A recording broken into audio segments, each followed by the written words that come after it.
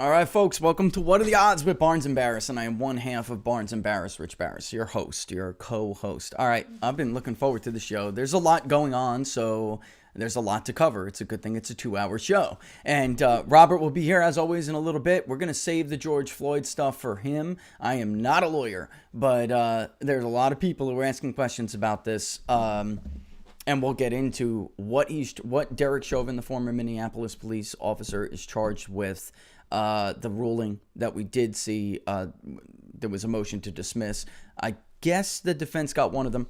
They did not get the others, which I thought, as from a non-lawyer point of view, I thought was already decided in a relevant case, but apparently they dealt with that only with jury instruction. But again, I'm not a lawyer, so we'll wait for Robert to come on to talk about that. In the meantime, let's update you real quick on the public polling project. If you see the link below in the video description in YouTube, then you'll see that we got up something so far.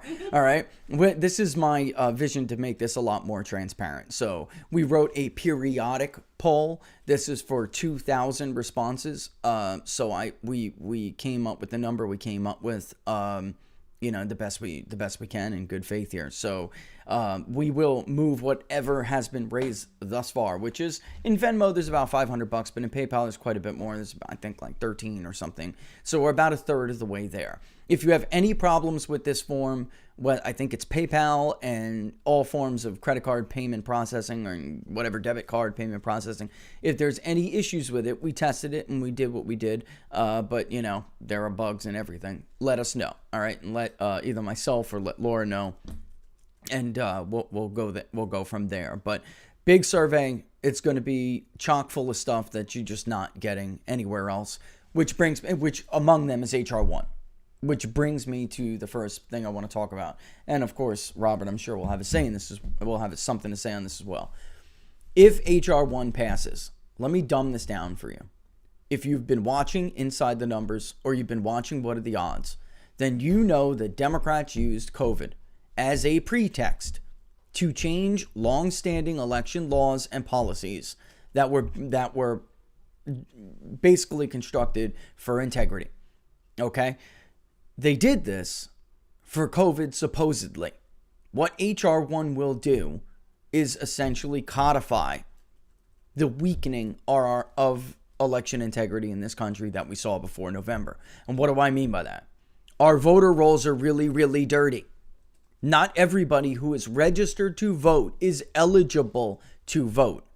I know that sounds crazy, but that is the truth. That is the reality in this country. That is why you could never reach 100%, let alone 90% turnout. Because there aren't 90% on most voter files that are even eligible. Okay? They want essentially to further bloat these already dirty voter rolls with things like automatic voter registration. When we have states that either have trouble with or do not comply, flat out refuse to comply with the National Voter Registration Act of 1993. Okay? And what that basically says is you must maintain your voter files. But that is left up, and we saw this in Georgia, went over this with Georgia. When Brian Kemp was the Secretary of State, he of course is the boss, but he is not the one purging anything. If Stacey Abrams had a beef with anybody, she had it with Secretary of Elections in individual counties, who are the ones who are responsible for maintaining their voter rolls, complying with the National Voter Registration Act of 1993. Secretaries of states just oversee that process, but they are not involved with it hands-on at all. And what we see all over the country, this isn't a partisan statement, it is reality. Blue counties are dirtier than red counties. And if you have these mass mail-in ballot campaigns where everybody gets a ballot or a ballot request or 16 ballot requests to the same address for everybody who lived there over the last 4 or 5 decades, you're going to get fraudulent votes. Or you're at least going to, like the vast majority of Americans have told us in polling, you're going to increase the likelihood of voter fraud. That is common sense. That is empirically supported. And that is what they want to codify. We'll have automatic voter registration. We'll further bloat the rolls. They'll continue to send out these ballot requests to addresses that don't exist, to people at addresses that no longer live there, to people who have passed away, to your wife's maiden name. She'll get 2 ballots. I mean, it's on and on and on and on. It was inherent to have to request a ballot to mail, whether, for those of us who lived in Florida, we've been doing mail-in for many years. Arizona's typically, even before this last election, 80% mail, more. But the difference this time is that you had to actually request that ballot. It was like a built-in safeguard.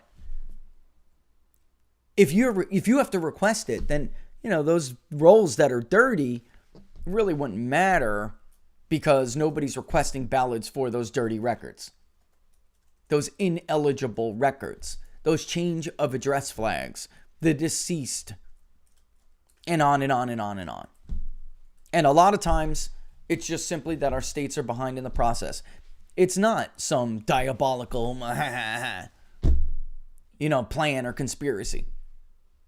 You leave a state, you move to another state, you're busy. I've said this a million times. You're busy. You're getting the movers. Maybe you're packing the truck yourself. You're renting a U-Haul. You're packing the kids and the wife in, or the husband. Maybe you got one of those households. All right. Maybe you got one of those beta households and you're doing all the lifting, and your husband, you got to pack the husband in the truck.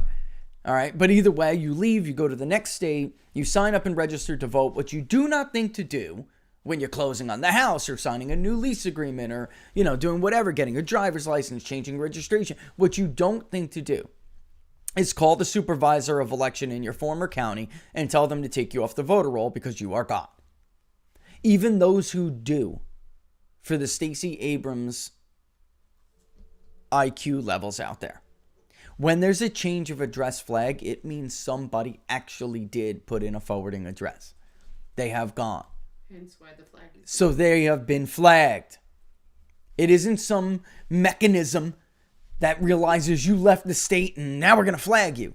No, if you leave the state and you don't tell them and you don't put in a forward or anything like that, you will not even end up as a change of address flag. That is how we know there are always more recent movers than we actually see flagged on the voter file. Always, always, always. When mom, dad, grandma, grandpa, auntie, uncle, whatever it is, when they pass away, you're busy dealing with the hospital, you're all grieving, you're crying, you're calling family, you got to call, whatever, deal with the coroner, the medical exam, whatever it may be, however this goes. Then definitely you're dealing with the funeral home. Maybe they want to be buried. Maybe they want to be cremated. You got to get the services. Who's going to send flowers? Who's going to pay for the buffet? If you're Irish, who's buying the alcohol? What you don't do is call the Secretary of State's Secretary of Elections and say, mom, dad, grandma, grandpa, auntie, uncle passed away. They are no longer eligible to vote. Please take them off the damn voter roll. So there are always more dead even than are suspected to be deceased. Because the voter file does not flag all of that. We search by first name, last name, date of birth, and address. Or first name, middle initial, last name, date of birth, address. All right? So it's always dirtier than you even think it is.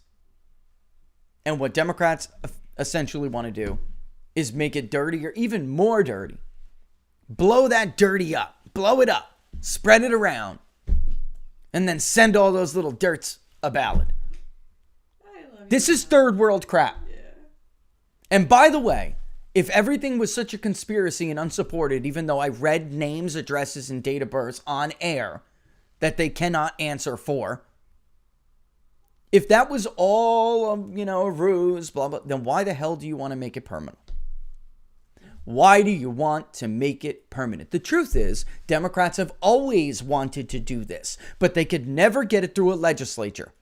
They could never get elected officials who you elect, you support, you choose, you send to the state house. They could never get these people to pass these things. Blue states, red states, purple states, whatever states.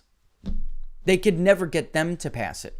Pennsylvania couldn't even do early voting. They couldn't get early voting in mass in what was supposed to be a blue state until Donald Trump came along.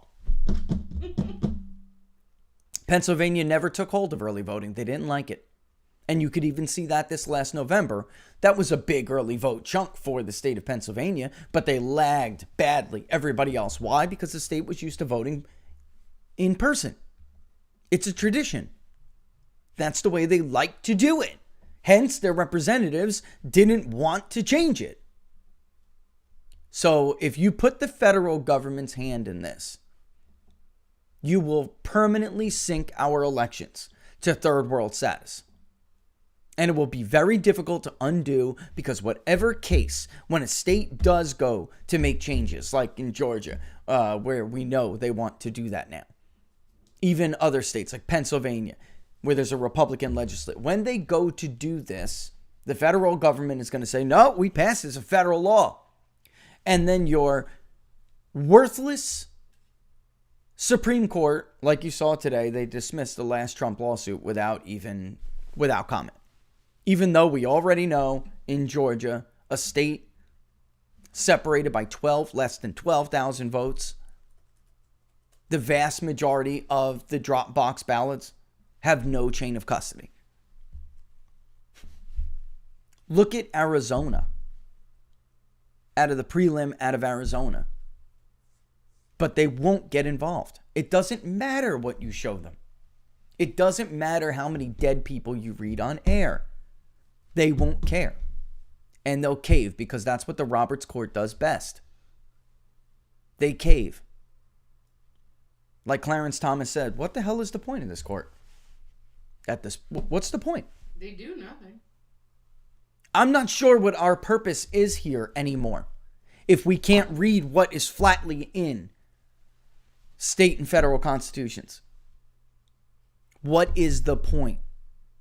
It says right here, legislatures enact election law.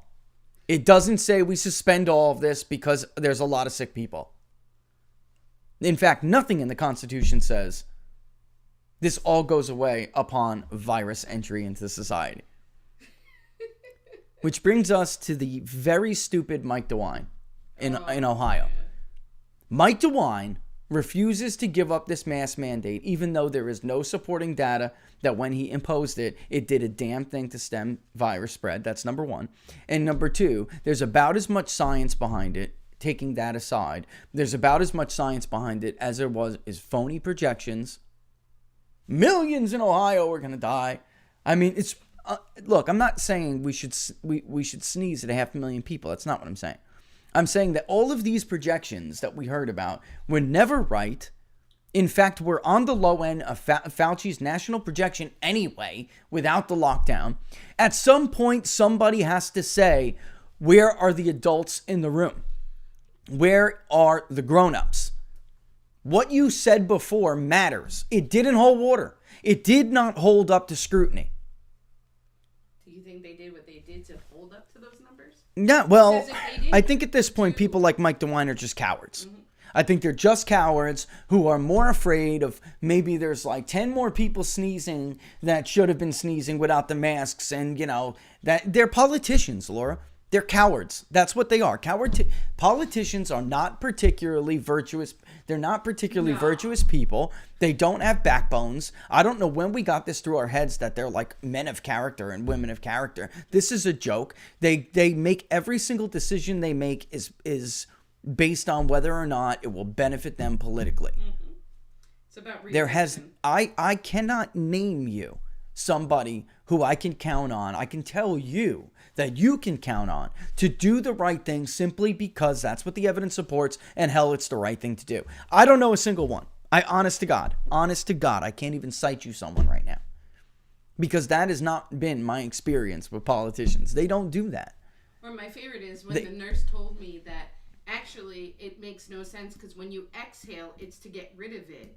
And when you're inhaling back... Yeah, there was this...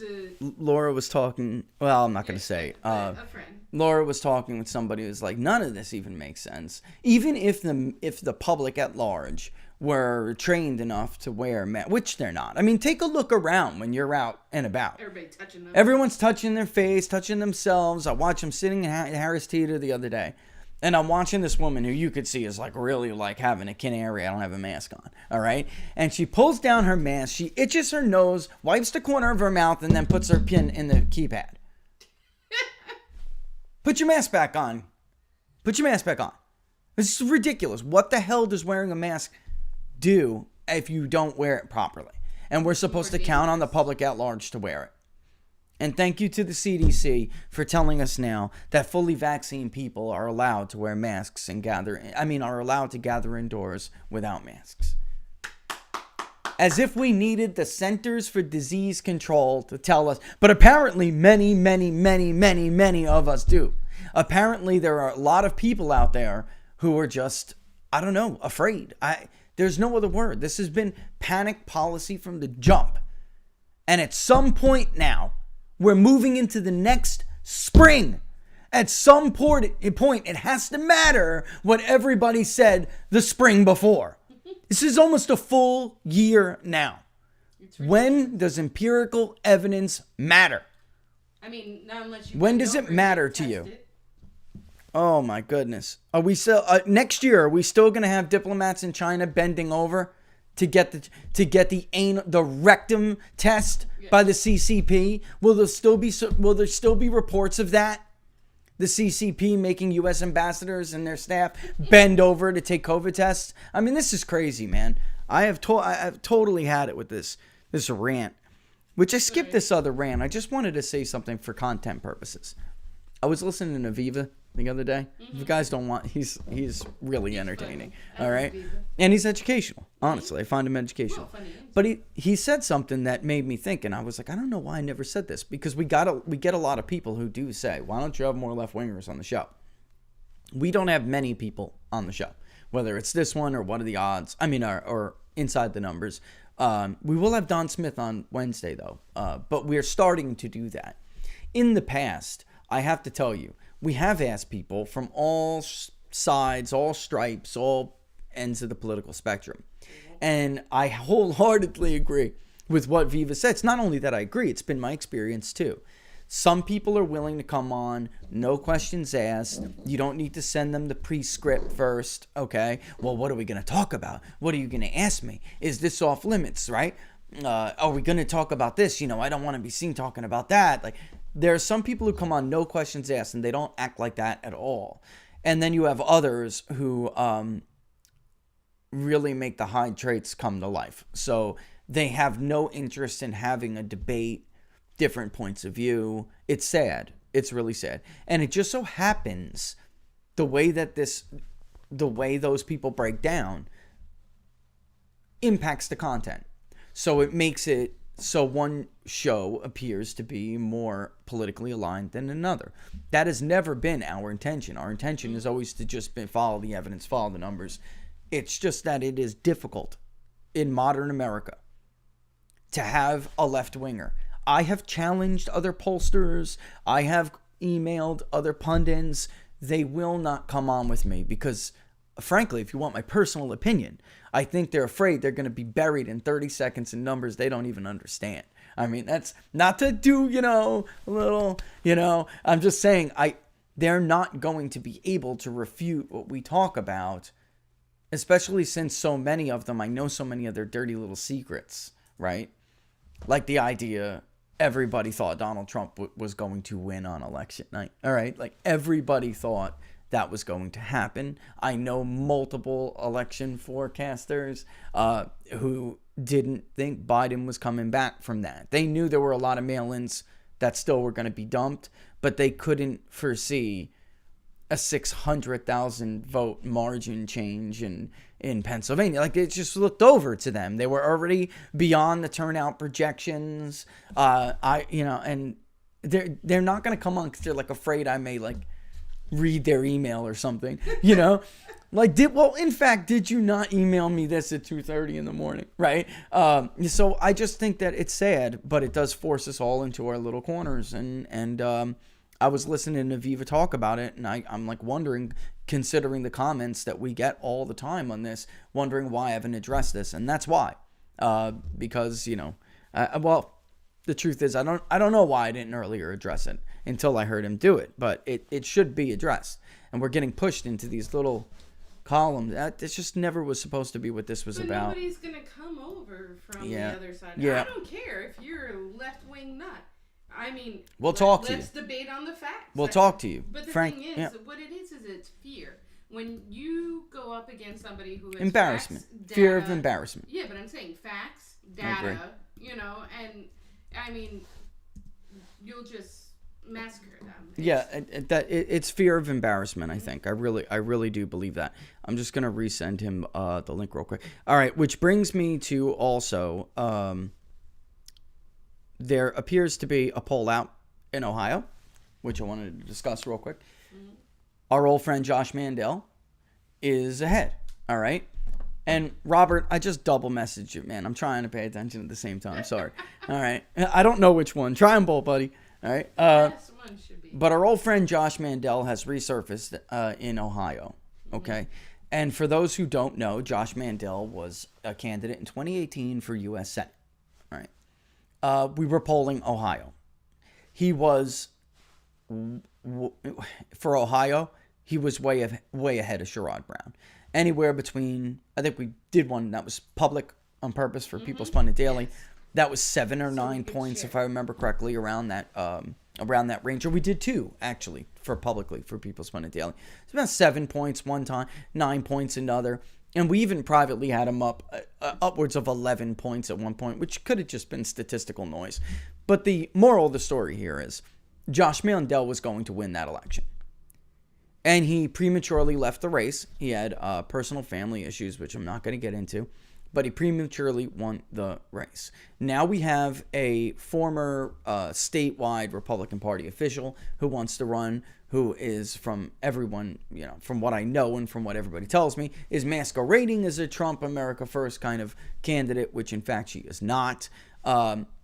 Look, 4 years ago, and even in Ohio in 18, and certainly going into 2020, Trump, that's a state Trump carried by quite a bit. I mean, both times. They were not close, which is why we stopped polling them.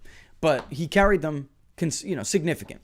Largest margins in Ohio we have seen in many, many presidential election cycles since before the turn of the millennia. The new millennia. I'm not even kidding. Or the new century. Sorry. Nobody from 2000 on had carried Ohio like that. So it's shocking when you hear and understand that there were a lot of party officials who were either flatly against him or did believe that he would lose these states. In fact, both times, right?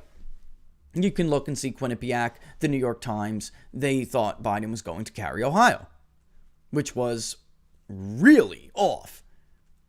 All right, so in 16 specifically, there was the Team Kasich, or Kasich, whatever you want to say. I'm the son of a mailman, that guy, all right? And he wanted to prevent Donald Trump from winning the state of Ohio. He had help from a now well-known guy named John Weaver, all right, from the Lincoln Project, or formerly of the Lincoln Project. And the two of them did everything they could in their power to basically lobby state officials to not help Donald Trump. So do not use the get out the vote, statewide get out the vote operation to help Donald Trump carry the state of Ohio. If he loses in Ohio, then he is going to lose, period, and we can block him, and that'll be the end of it. I don't remember her. There were a few people who had the courage to speak up against that, and saying, this is our party's nominee, and whatever we may think of him, he's vastly better than what Hillary Clinton will bring to the country. I mean, if you call yourself a Republican, I don't know how you could have these phony arguments over character. Like I said, they were pretty much all bad people. It doesn't really matter how Donald Trump's. He's just not as good at hiding some of his less, what's the word? Finer. Yeah, some of his less refined parts of his character, lesser refined, right? Characteristics. He's just not as good at hiding it. But the bottom line is, you have these people who did speak up, and she was not one of them, folks. So now we have Mandel resurfaced. Mandel is quite a bit ahead in the primary race. So could be the poll was crowded. It could be a crowded field. So it was a crowded poll, but he was by and large way ahead of her, but also double digits ahead of everybody else. I think she was at 8 or 9%, something like that. It was low. It was not remotely close. All right. So people ask me all the time, well, what do I think about going on in Ohio? Ohio is not a state that Republicans can take for granted and keep. All right. In fact, there are some red Midwest states where you could point to a lot of areas around these states that have similar demographics that in a bad election, Republicans can lose quite a bit, especially without somebody like Donald Trump on the ticket, right? So Donald Trump, Indiana loved Donald Trump, okay? Missouri, less so than because it's true it's more demographically diverse, Missouri, but also there's been some changes there. Barack Obama did flip one and nearly carried Missouri. He did in 2008, not in 12. Romney took and held them both back, but they're not states that you could take for granted. And we have Roy Blunt now exiting the Senate, which is big news. He was a McConnell ally. If you remember from the beginning, he was in charge of Donald Trump's inaugural committee. There were questions about how he took people's money and what he did to spend it. Yeah, I know. That was supposed to go to him, I'm saying. You don't have it? Okay. Here, hold on one second.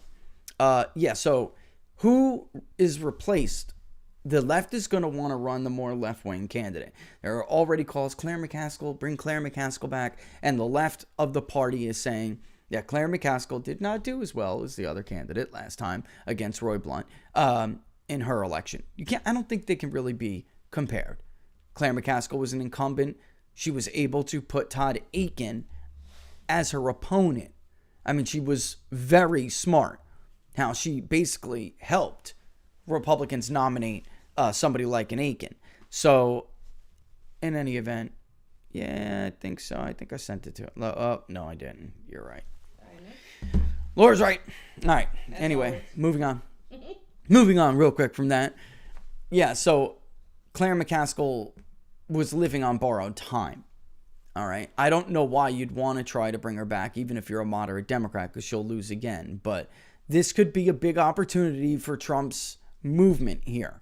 Roy Blunt was not a staunch ally of the president. He is very much old school Republican guard. Very much. And he announced he will not seek re-election. So you have two Midwest states right off the bat where you could put somebody that's more closely aligned with the Trump agenda into the Senate. And that it's huge news. One, because Democrats are going to throw a lot of money at this race. I tell you this all the time.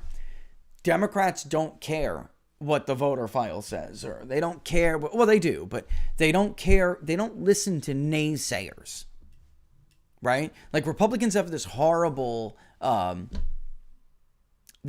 habit of listening to the naysayers and putting other voices, muting other voices. Democrats don't like naysaying when it comes to electoral politics. They will go they will absolutely go after Missouri, which great time to bring in Robert. Give me 1 second. Let me add Robert on in here, okay? He should be right there. There he is. Robert, can you hear me, my friend? I can. All right, so I wanted to wait for you to talk about George Floyd, okay? Because you're the lawyer and I am not. I think, though, I don't think you have to be a lawyer to understand that. But first, let me get you. You know the area well, too. You know the state well. So you know what I'm talking about. Democrats are not naysayers. They will come after Missouri hard. And they will believe with enough money and enough election changes, they may be able, without Trump on the ballot, to carry that state. And Republicans here have a chance to put somebody more Trump-aligned in the U.S. Senate and get rid of Roy Blunt, who was mishandling inaugural funds. Look, he was an ally of Mitch McConnell. He was not Donald Trump's friend. He was a constant pain in the butt. He was definitely one of those people who didn't represent his state, the voters in his state. He was not representative of Republicans in Missouri, let alone all voters. And you're going to hear from the McConnell wing, the National Republican Senatorial Committee, who just got a cease and desist letter from Trump telling them not to raise money in his name anymore. That's epic. All right. But you're going to hear from that crowd that a Trumplican can't carry it and then should go with a safe Republican pick. What are your thoughts on that, since Trump obviously carried Missouri pretty handily? Yeah, well, I mean, I think it just gives Trump a chance to, or populists in general, a chance to have a stronger populist ally to join Hawley from Missouri in the Senate. So, I mean, it's a net plus definitely from the populist side of the political equation and from the Trump side of the political equation. Now, of course, if Jason Miller and the Justin Clark and some of those other guys that were from the campaign who are apparently running the endorsements, they probably would have already endorsed Roy Blunt, of course, but thankfully Blunt retired before they could. That's I'm laughing, but that's because that's true. I mean, they probably would do that. I mean, that's make nicey nice, and that's not how this works.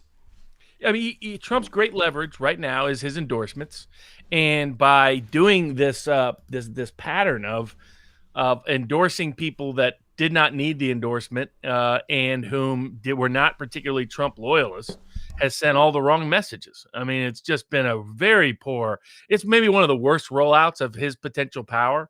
The CPAC speech was a very good rollout for the most part.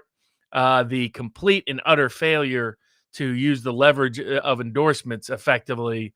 I mean, at least Don Jr. prevented it from being a complete debacle by jumping into the Ohio race prematurely and endorsing probably the wrong candidate. But now at least endorsing Tim Scott, racing to endorse the Kansas senator, racing to endorse the Louisiana senator. I mean, I think he endorsed. It is what it is. I mean, at least he put out the message he's going to oppose Murkowski, but it's an utter waste of. For the most part, Trump's endorsements were a waste during his 4 years. He was talking about how many of them won. That's true, but how many of them weren't actually Trump loyalists, like Mitch McConnell?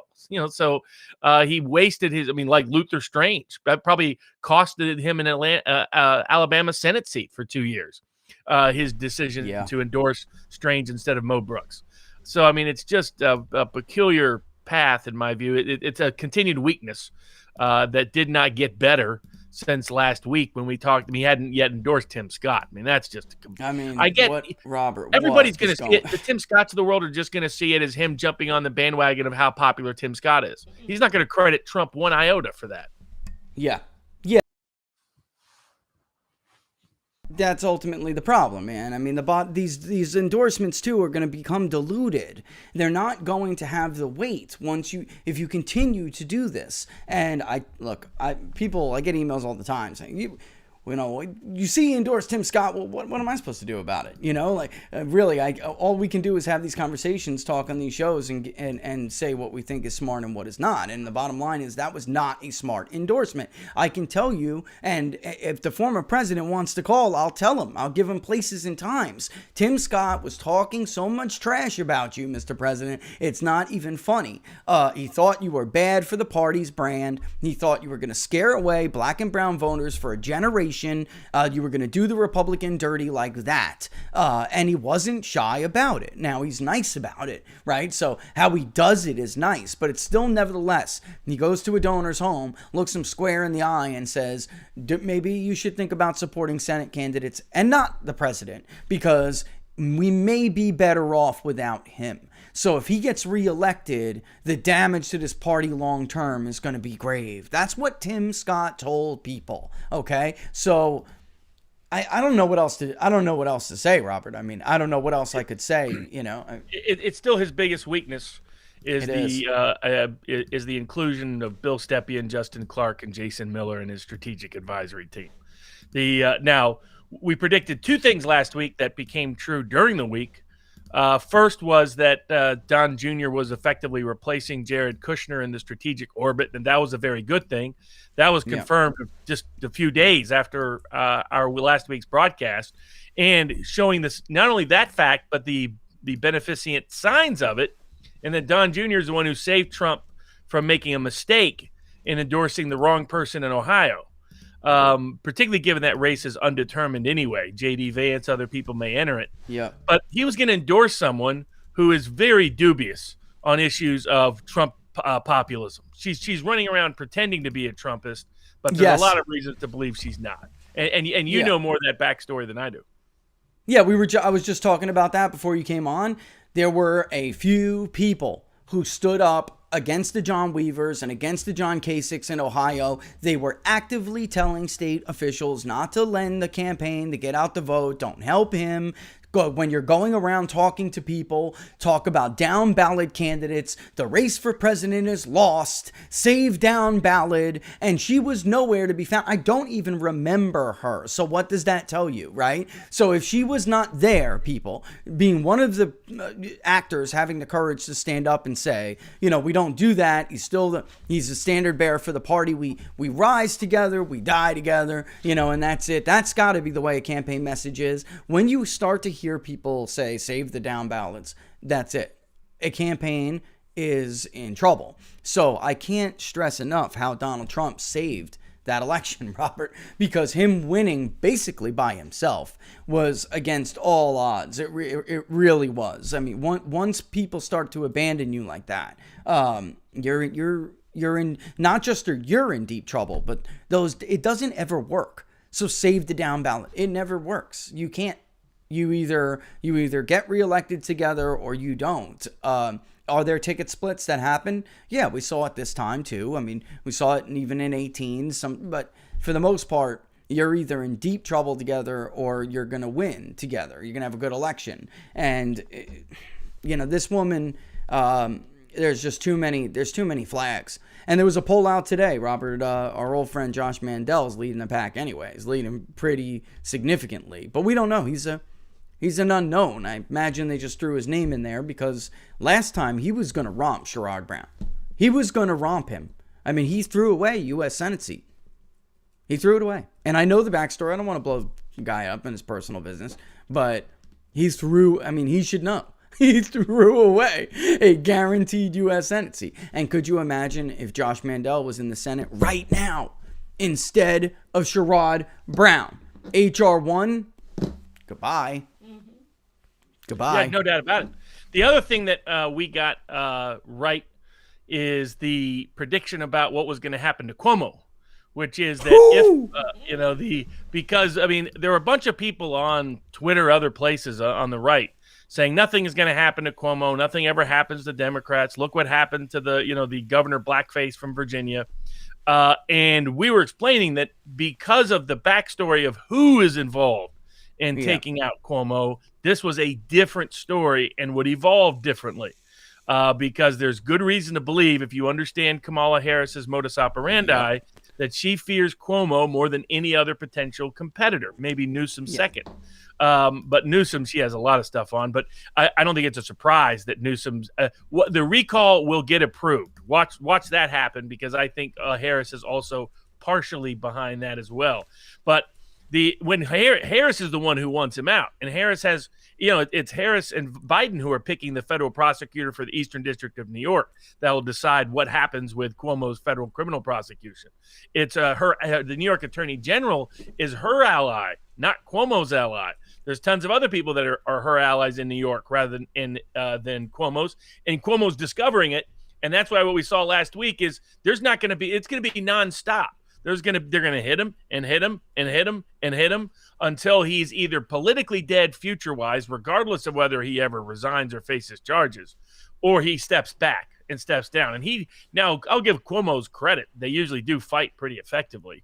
They're not the rollover types. Oh yeah, they're brawlers, man. They're brawlers. Yeah, exactly. Yeah, there's no Mitt Romney traits in the Cuomo family. I won't quote the Cuomo campaign slogan against from the 1980s, but people can look it up. That's how the Cuomos roll. Vote for Cuomo, not rhymes with Cuomo. But clearly, here's the other thing about this: it's rebel. So we were right again, predicting ahead of the curve that Kamala Harris is behind this. So watch the Cuomo hits continue up and up and up and up, and they're not going to stop until that man is a political corpse, until he's the equivalent of grandma in one of Cuomo's nursing homes, walking dead. So I think that effect was interesting, and I think we'll continue to see it unabated. It's also revelatory that given how aggressive Cuomo's sexually harassing personal behavior has been has to have been for years. It means the entire media in New York knew all about it, Absolutely. and they've really been covering it up for decades. Yeah, his brother's mouth is no better. I mean, this is something that people look. Tucker, you want to know how Chris is like behind the scenes. Those tapes with Cohen, that's how these people are. I said this too before, just like 20 minutes ago. Trump was just not good at hiding that stuff. But I don't know where we got into this like foolish habit of assuming these people are how they act on television. This is when did Americans become so gullible towards politicians? I mean, the fact of the matter is we always had a very healthy distrust of politicians, and it is healthy, and we knew they were never the people they pretended to be on cameras. And if you ask any American, they'll pretend to still feel like that, a lot of them. But for the fact of the matter is, did you or did you not get duped by Andrew Cuomo's Cuomo show on CNN every night? They had this story Robert, this is how really, of course, our prediction came right on this. Everybody knew about the nursing homes. The AP had 2, maybe 3 by the time the election came around. They had a small group of people on this story. They just didn't do anything with it. There was obvious that they were waiting for somebody to pull the trigger on it. And if for what people who haven't heard Robert and I explain this, if Biden's going to go, his allies have to go, and those who would oppose Kamala later in the Biden mold and of the Biden wing, and that they have to go. So somebody like an Andrew Cuomo was going to be, because the party didn't really want Biden either. That's just true. But they definitely didn't want Bernie. They were afraid Trump was going to crush Bernie. So Biden was like their final hope when Andrew Cuomo said no, and Andrew Cuomo agreed to just support Biden and help Biden, and that's why we saw these tit for tats back. But Cuomo was huge in helping Biden convince some voters that he could do a better job on COVID. He was a constant source of aggravation for Trump. He's a two-faced, backstabber who speaks out of both sides of his mouth. That's the Cuomos. That's who they are.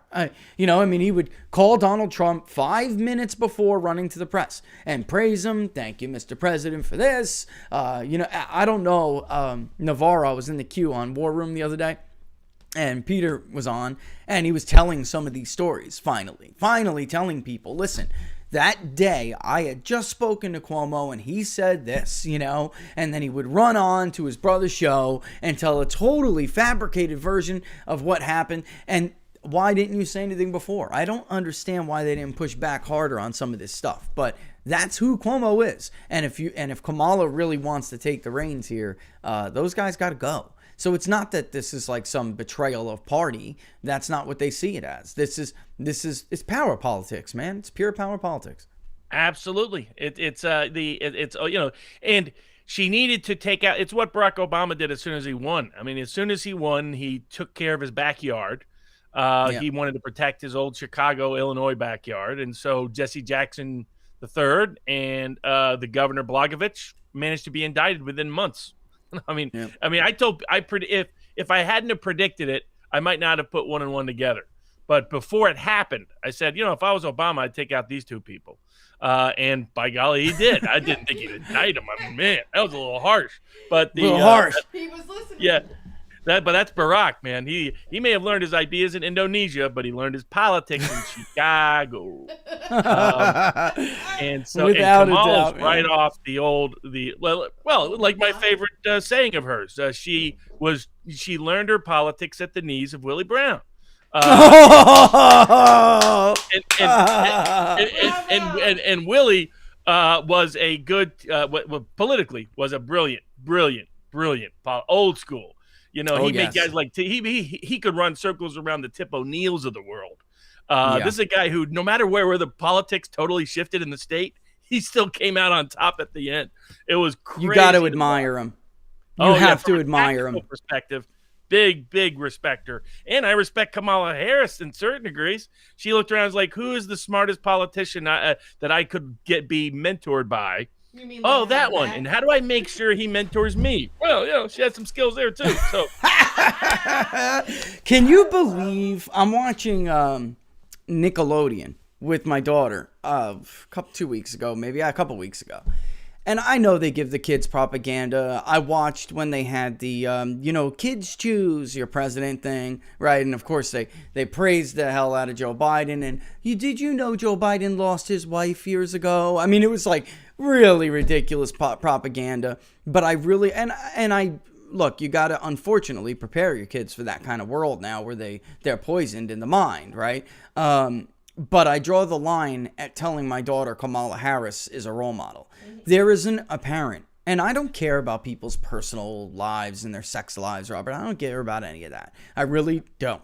But the difference with her is that she made her personal life her professional life. There's a difference. And the difference also is that there isn't a father or a mother for that matter who would publicly admit that they would want their daughter to emulate Kamala Harris as she tries to advance in her chosen career path.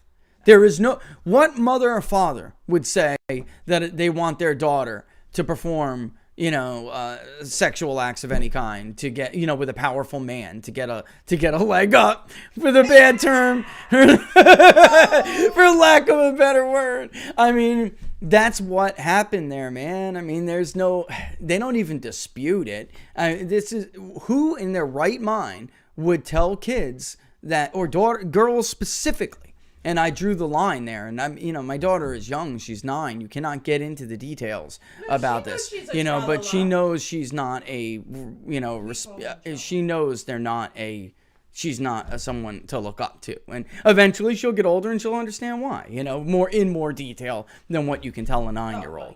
But I mean, Nickelodeon, I was just like, look, man, that's it. That's the line for me. I don't care about Bill Clinton. I don't care about I never cared about any of that stuff and still don't.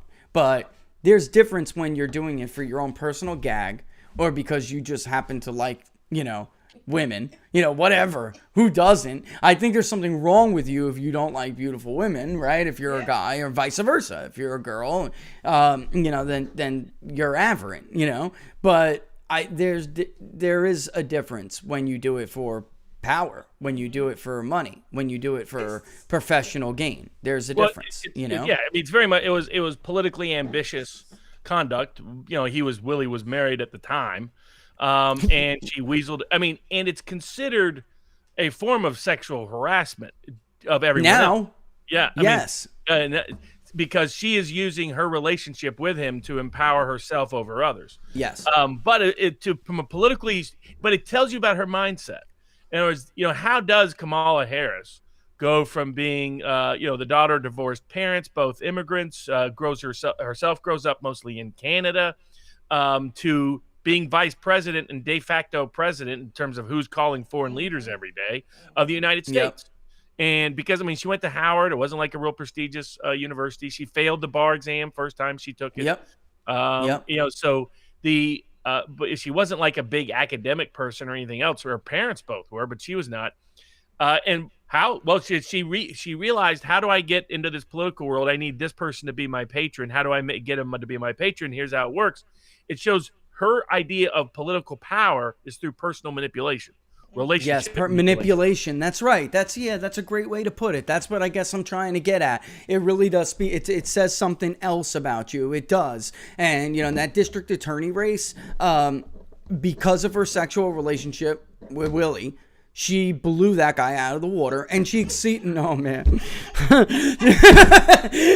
oh man, that's it. This will be our final YouTube show. This will be our final show. But yeah, and she exceeded the rules, and that didn't come because she was a prolific fundraiser. That was because Willie Brown, her relationship with Willie Brown. Nobody raised money in races like that before. It was because of her relationship with him that brought in the money that really you don't see in local district attorney races. That doesn't happen. And for those who And people may go not ahead, know, go ahead. the whole Feinstein political machine hated Harris. So, this was, she was entirely, she needed Willie Brown to put her in power, needed Willie Brown to maintain her position of power, needed Willie Brown to teach her the tools and techniques of power. But at her core, she sees power as being through manipulation of relationships and certain personal narratives. And that means, and she sees certain sexual misconduct as piece and part of that. So that's why you could see the script from Cuomo. You could see it being written in advance. If Harris was a key author of that script. And that's why Cuomo's dead. He just doesn't know it yet. Yeah, he doesn't know. Yeah, they're like I said, though, they're fighters, and he'll try for at least to foresee. He won't, until he they won't get his resign. you know what. But what's going to happen is he'll only resign when it comes to you're going to be criminally prosecuted unless you do. Yeah. Yeah, there are whispers already. I mean, Republicans have been talking impeachment in Albany for a long time. I mean, they hate him, but they're grossly in the minority. Today, we did hear that there are Democratic leaders who are whispering it. I mean, really, and that I think they want to cut the baggage, Robert. The leader of the Senate or the House came out yesterday and said he needed to resign. So they're going to force him. Because Cuomo's are so stubborn, I mean, that makes them great fighters, but it also creates a vulnerability. They don't understand when they're DOA. And he's never seen this in his own personal political career. He hasn't really witnessed this in a meaningful way. So it's definitely intriguing. It tells me that Newsom is going to be, and it wouldn't be surprised if any other high-profile competitor to Harris suddenly sees negative stories, investigations, or inquiries post Cuomo. The other goal is to show the Democratic Party she can be meaner than the Clintons. If she can take out Cuomo, even better than, Hillary and actually tried to reduce Cuomo's influence in New York, failed. That would send a real signal to everybody. I mean, just like what Obama did. When Obama took out both Jesse the Third, that sent Jesse Jr. quiet into the night.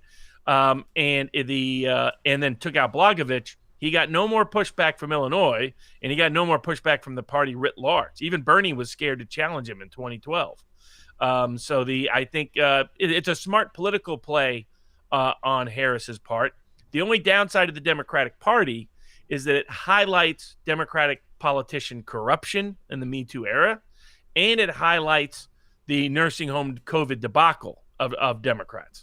Now, she doesn't care about that more than she cares about taking out an opponent. But I think that will do, it will help critics. It will hurt the Democratic Party somewhat. There's a cost to taking out Cuomo to the party writ large because of what it says about its politicians. Yeah, it opens up a can of worms. I mean, then you expose Wolf, you expose Murphy. I mean, it's just down the line. And by the way, the damage I'm looking at is this connection between if you take out Cuomo and you expose Wolf, then you have no choice but to look at Levin, who was the head of Wolf's Department of Health and Human Services. And I mean, this is a person who sent everybody else's grandmother and grandfather to infected nursing homes, or made them stay in there, locked them in there with infected individuals, but let her mom skate, or his mom skate, whatever. Don't assume gender, right? That will connect to the administration. That was not a smart move to appoint Levin it just wasn't. But as you said, I'm not sure that Kamala would care about that. Like, that is a problem for Biden. That isn't a problem for Kamala, right? So it just isn't. But while we're on, attorney generals and the topic, I got to ask you about this. Starts today. Jury selection starts today. As somebody, Robert, who's done voir dire, I don't envy Derek Chauvin's defense team at all. I mean, I don't even, I can imagine how those responses would come back, man. They would be brutal. But I need help from you to explain this to me. How could they charge him? And I even listened to your thing with Viva the other day. How are they allowed to charge him with second-degree manslaughter and second-degree murder and I'm flipping it around. Let me look at my notes here. It's three charges: Right. second-degree murder, third-degree murder, and second-degree manslaughter. Jury selection got postponed today until maybe starting tomorrow, because the prosecutors are trying to reinstate the third-degree murder charge that was dismissed. Okay. Okay, I didn't catch that before the show. Wow. Now, I think from a political perspective, there's two sides to this. One is the data that goes into jury selection, and the other is what the ramifications are of any verdict in this case. If Trump was president right now, this case would be a disaster, because any acquittal would have blown back on Trump, even though that would be absurd.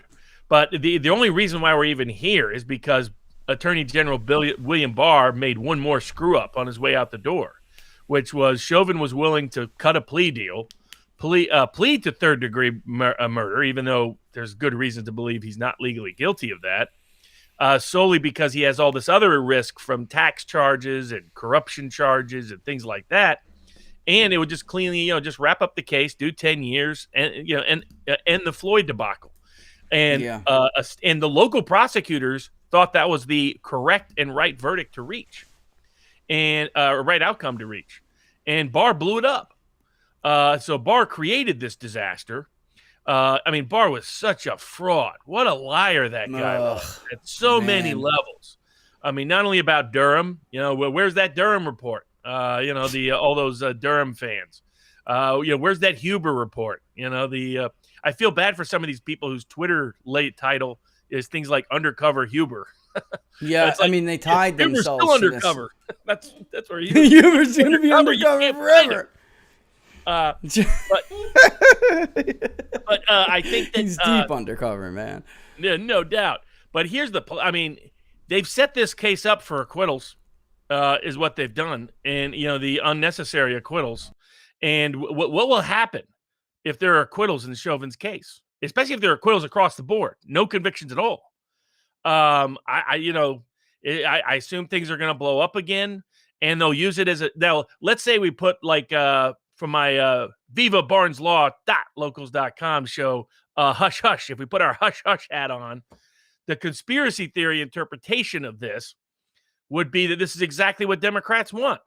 They want a pretext to say, see how institutionalized racism is in America, see how bad it is, see how police are untrustworthy. What we need to do is we need to federalize the police at a fundamental level. We need more critical race theory in our schools and churches and institutions and military and police. We need more orders on police. We need more restraints and restrictions on police. And we need, racialized politics writ large. And we need a BLM agenda, and we have to do this because even in Minnesota, they won't convict one of the most horrendous murderers of an innocent man. And so they're not allowed. Oh, go ahead. Finish your thought. I was just going to say the other inference of that is who's bringing the prosecution. This was all decided by Keith Ellison, who, photographed himself celebrating Antifa in a famous Twitter photo. So that's who Ellison is. So Ellison, would be a perfect proponent of such politics. Now he's brought in an outside private lawyer, two outside private lawyers to try the case, which is incredible. Famous black civil rights lawyer, very skilled, a lot more skilled than anybody in the prosecutor's office, and an old school corporate prosecutor type from the corporate world to join the state attorney general's office in prosecuting the case. And Ellison was there himself in person today. So, the political signals being sent are hang 'em high. But I think the Democrats think they can't lose. They either secure convictions and say, this is what we need to do to all such terrible people. And this shows you how terrible this incident was and how bad the police are and how bad racism is. Amy Coney Barrett used it as a reference for how bad racism was in America. Shows you a lot about Barrett. And then, or they acquit. And then it says, look at how racist America is. So, either it's a win-win for Democrats from a political narrative perspective. It probably is a loss for the media if Chauvin is not convicted, because people wonder, how did that happen? At least some portion of the public will see that there's something that the media narrative has been mostly lies.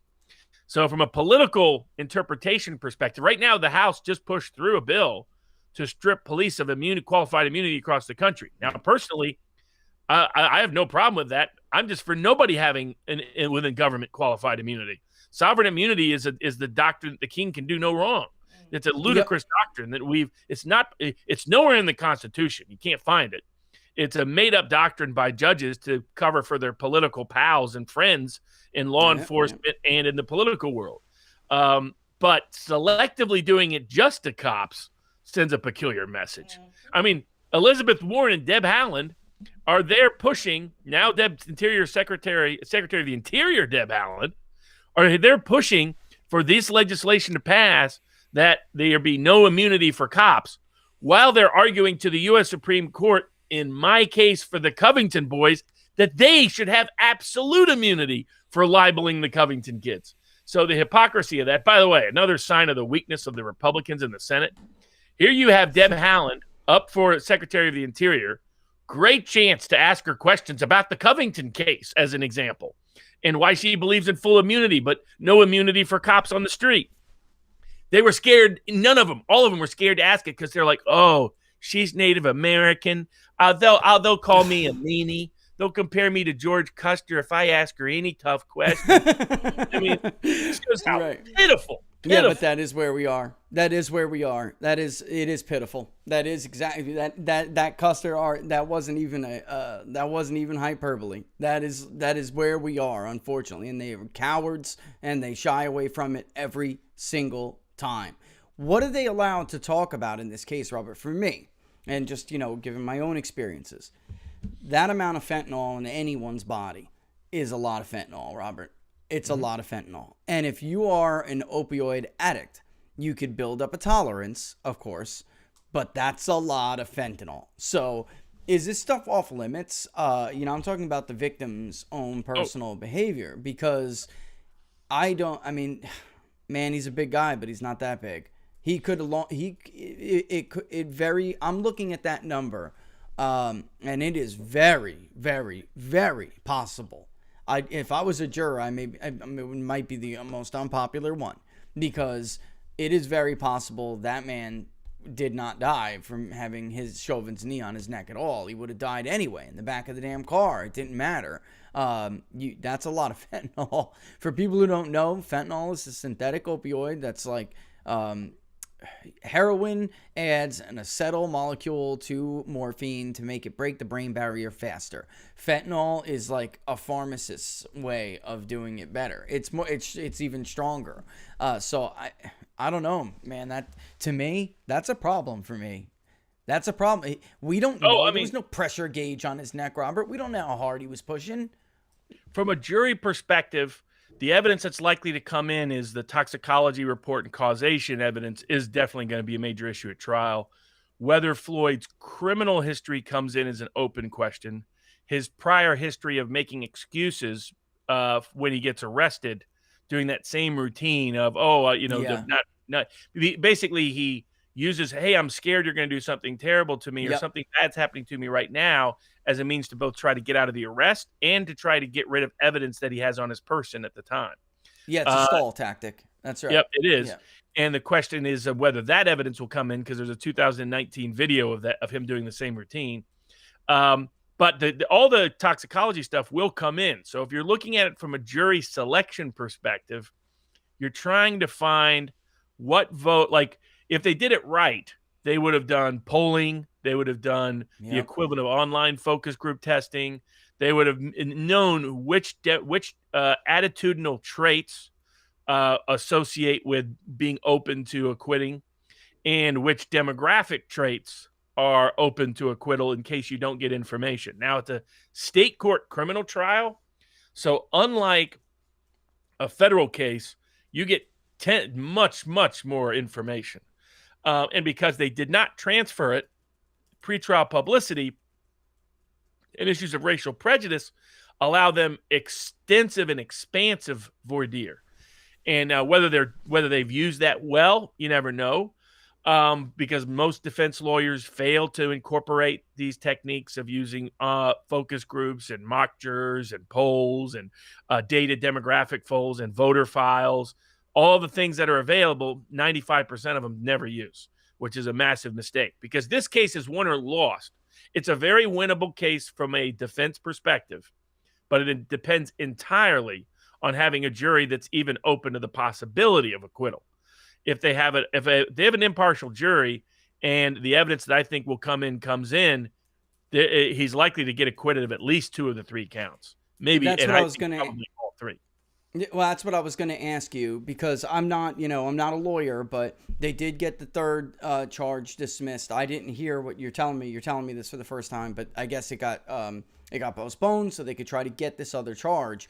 Is that because of, I mean, if you look at the evidence, it's not that strong of a case. It's going to be, it's not at all. I'm sorry, but they're relying on political.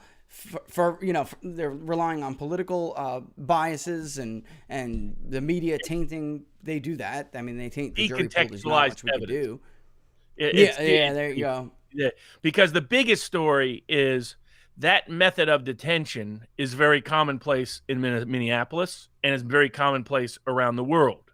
It had only become controversial within the last 5 years in some police departments, but by no means most police departments. All of them, yeah. And what will be shocking probably is the prosecution went to great lengths to try to preclude the trial from being televised, which is almost unheard of. They usually are. They want the case televised. The defense usually doesn't want it. That tells you everything you need to know. They know that if the world sees the actual evidence presented, that a lot of people will come to a very different conclusion than they have come to currently. So, you can't be Piers Morgan and grandstand and virtue signal for the world as easily if you see the actual evidence. And the biggest piece of evidence is that technique of detaining a person, particularly a person believed to be under excited delirium of something like PCP, that turned out mistaken, but that was apparently the police officer's belief at the time. That was a very common mechanism, and about 1 out of 5 times the person would go unconscious. The person just had never died in Minnesota before related to this that I've seen. So that him going unconscious didn't mean much to them. Wouldn't have spooked him. That's normal. He's finally calm. He's finally cool. I mean, the biggest so I think that will be a shocker for most people, is that what they saw in isolation is in fact very common when you put it into context of a police officer's experience and training. I mean, the one problem from the get-go was, what's the likelihood he really thinks he's killing this person while he's being videotaped and witnessed by dozens of people? So, I mean, that was always a problem. But why were they able to? They only ever got rid of the 1 charge. Why didn't the other motion to dismiss work for the second degree murder? Felony Why murder. didn't that? It should have, in my view. I know they don't have the merger doctrine in Minnesota, but the felony murder provision was meant to prosecute someone who was committing. The idea is you're committing really dangerous conduct. And if somebody dies while you're committing that really dangerous conduct, then we're going to punish you more than if you were just being reckless toward a single person.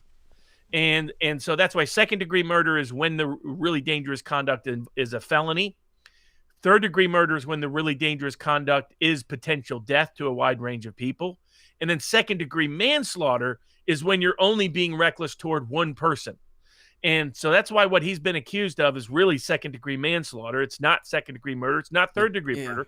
The state DA's office thought it should have only been a manslaughter case. Ellison came in and added the 2 other charges. And you had idiots and nitwits like Piers Morgan saying, why isn't it 1st-degree murder? Yeah, I mean, I get you want a grandstand because you got 2 black friends. Is it premeditated, you idiot? Right. I mean, come on. You even look at the video. It doesn't even support it, because when I saw the video too, I don't like authority, Robert. I don't like authority. I don't like Boots. It looked like an abusive cop to me by his mentality and his mindset. And then when I saw his history, I was like, that's him. This guy's accustomed to getting away with stuff. That doesn't mean he thought he was killing the guy. I have no doubt he didn't think he was killing him. He's just used to abusing his authority and not caring, I think. And then with that toxicology report, though, for me, anyway, for me, it's just like, well, we can't even, the standard is reasonable doubt. Right. You cannot say beyond a reasonable doubt, it was his knee that killed him and he suffocated. Not with that amount of fentanyl in your body. And you could take livestock down with that fentanyl. I'm serious. Yeah, no doubt. Even though he's a big guy, and even though he used lots of drugs for a long time. And by the way, that will be tough for the prosecution to get in. it's risky, because if the prosecution says, okay, yeah, this toxicology amount is high, and lethal in most people, but it wasn't lethal for him because he's a junkie. Weight, but because he's been doing drugs for 30 years. That's right. Do you want that? Well, what does that open the door for, right? All of a sudden, people are like, whoa, he's a hardcore drug user. He's a heavy drug addict. He's a pro. Yep. So, because the other factors that they've kept out, not only his long criminal history and violent criminal record and drug-related criminal record, and his prior history of using these kind of techniques to try to dodge responsibility at an arrest. But the other factor is, like, the biggest thing that Piers Morgan grabbed onto was the idea that there he is, this poor guy prone on the ground, handcuffed, saying, I can't breathe, please help me. I'm going to die. Yeah. Why didn't the police immediately say, oh, my God, we got to stop this and turn him sideways or whatever? The context that has been stripped from the media that will be presented at trial is that he had been giving them excuses all the way through. That, 1 minute, his mom just died. Another minute, he's scared they're going to shoot him. Another minute, he's claustrophobic, so he can't be put into a police car, even though he was just arrested while, being in a car. And was starting to say he couldn't breathe before he was even on the ground. So that aggregation, people are going to be like, oh, the cop sitting there thinking, now it's advantageous to the prosecution that this case got severed, because the other police officers testify more effectively to this than I think Chauvin can. But their point would be, the reason when he's saying I can't breathe, I'm not taking that as, oh my goodness, he's about to die, is one, because almost nobody dies in this condition just from a neck hold that they've ever heard of. And number two, he'd been giving me excuses all the way through. He's so claustrophobic, he can't sit in a car when it's time to go in the back of a police car. He's so scared that I'm going to shoot him that he can't put both hands on the wheel. It's ridiculous. That's when the jury hears this, they're going to be like, wow. Now, the key is, like, if we were doing this case, a jury selection to this case, I think, we would have polled it. We would have focus grouped it. We would have online tested it. We would have made sure that we know all the attitudinal and life experience. Because three things will influence a jury. Primarily, you want to know their attitudes about a range of topics and subjects that will often relate to their willingness to be open to acquittal. The second is you want to know their life experiences, where those life experiences will play into their openness to acquittal. And third, demographics that can correlate or correspond to life experiences and trusted sources of information, including political affiliations, that can also give some guidance, especially these days. I mean, 10 years ago, party was not that easy a barometer of how a juror would be. These days it is, which is fascinating. Now, that's a problem in Minneapolis because that's a heavily Democratic jury pool. But we don't know what would happen there. So just guessing, I would say we would probably look for jurors who are willing to be skeptical of authority, but like police, which are probably going to be your working class jurors. That you're working people that have had positive and negative interactions with police to where they're willing, like now, not probably for this case, but often it would surprise people. But often older African-American jurors can be your best juries in a case like this, another context. And the reason is because they've been the victims of crime and the victims of police. So they're willing to be skeptical of the prosecutor's presentation of the evidence, but they've also had police come to their aid. And in fact, but I don't know if see the benefit of order because of how crazy this has got politically. And so it may be an issue, though you can't discriminate based on race in a jury selection process, though prosecutors try to do so all the time. Though here it's probably going to be reverse. But what we would get is those beautiful, and maybe you can tell folks, everything that's in their voter file, because we would find all the if you walk in there, and ideally you walk in there with the file in advance so that when you hear and see the name, now I think they've already known the names because they disclosed a written questionnaire, and they did a written questionnaire, and they're doing in-person voir dire. So they're getting the best of both. So it's going to be a really good potential jury selection if the defense is doing a good job. Big question on that. And if there's actually capable of getting 12 honest jurors out of Minneapolis who aren't intimidated by the circumstances. Another big open question. But there's enough but you would normally we would be in a position where we would know their whole file. So we would know the different sign and maybe give the folks a sense of what's in a person's voter file and broader than their voter file, their individual data file, and how that can be indicative in a case like jury selection. Yeah, do we know much about his defense team? Do we know? We know a lot about mid-tier guys. Yeah, and we know a lot about the prosecution. And who's working with them and the private counsel they have associated with it. I mean, yeah. Now that may be too. Those private counsel may be bringing in their own jury consultant people. So so they may have a real tuned up version of who would convict and who would acquit.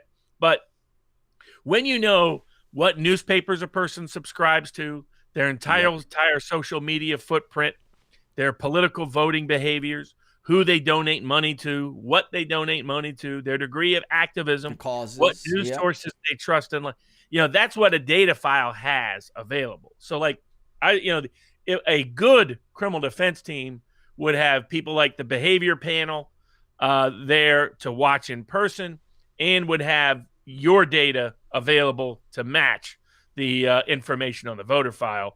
And I think they're very capable of finding 12 jurors who would be open to acquittal. The question is whether they're using the appropriate methodologies to get there. Yeah, in Minnesota, can you just hang it? I mean, I know Wisconsin, we did, Milwaukee, well, I don't want to get into specifics, we had...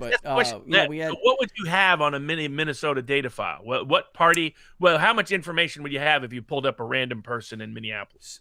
So we'd have inference, which is pretty accurate, as you know, whether they're inferred by party to be a Republican or Democrat, and that's done by different causes that they've donated to. You would cross that with the consumer files. You'll know who their cable provider is if you want to. But, whether or not the income, of course, a lot of them, the attributes or data attributes already have income attached to them. And where do they get that from? When they apply for a credit card, you estimate how much money you make. So we snag that. All right. I know that you guys don't want to hear this, but they tell people, of course, that's everything's for sale these days, basically, unless there's an explicit law that says you can't do this. We're getting it. But basically, household size, education, so you'd know whether or not this is a woman who's got 3 kids running in the street instead of in school. I mean, you would know this. A lot of stuff, probably close to 400 attributes. I mean, it's not probably. It depends on each record. Some are fuller than others, but they could be around 400. Some of that's not as important as people would think. But 400 different data points. Yeah, 400 different data points, and you'd be shocked at what is pertinent. And you maybe would overlook it and think it's nothing. You said it before, but I was thinking the same thing. Even older African Americans, they've had bad encounters, they've had good encounters, but they appreciate order and they're somewhat skeptical of authority, but they just still appreciate order in society. They see the need for it. They're the African Americans that we poll that are like 45 and above, and then they'll tell us they don't support defunding the police, right? Which was shocking to a lot of media polls, but you're looking for those people. People who go to work, definitely. They would have told them, that younger whippersnapper, to just, you should have complied with the police officer. Always be nice. Always be nice. That's the jury you're looking for. Maybe they do abuse their power. We all know everybody abuses their power sometimes, but you should be nice. I taught you better than that. That's the kind of jury you're looking for. Because, Robert, all of these cases really do boil down. This is what drives me nuts with all of them, and the media never talks about this. If they just complied, then this wouldn't be a problem. And looking at the level on that fentanyl and the way he was behaving, by the way, a lot of that footage Keith Ellison had and looked at and didn't release in the beginning. You remember 90 seconds of him telling every excuse in the book. The judge ordered it released. Otherwise, it never was going to be released. It would have never came out. Yeah, and that's that. Wow. See, I didn't even know that. I just know it came out later, and he didn't offer it up. He certainly didn't volunteer it. Body camera footage, the 2019 arrest, and the toxicology report were all things he tried to suppress from public knowledge. And that, looking, and if you piece it all together and you have any experience on the street whatsoever, you can't help but to highly, highly suspect that he was BSing until he ate the rest of the fentanyl patch, Robert. And that's what he was doing. And that's why, because you don't, I hate to say it, but Fentanyl strong, man. You know. Oh, There's, I mean, there's a thin line, and it brother. appears to be There's a thin line. It appears to be a goofball he did. So I think it's that and meth combined. Wow. So and it can cause something called, I think they call it wooden shelf, where it basically causes the exact kind of death he was diagnosed. The coroner said he died of. That's even worse to me. That's what the defense experts are gonna say.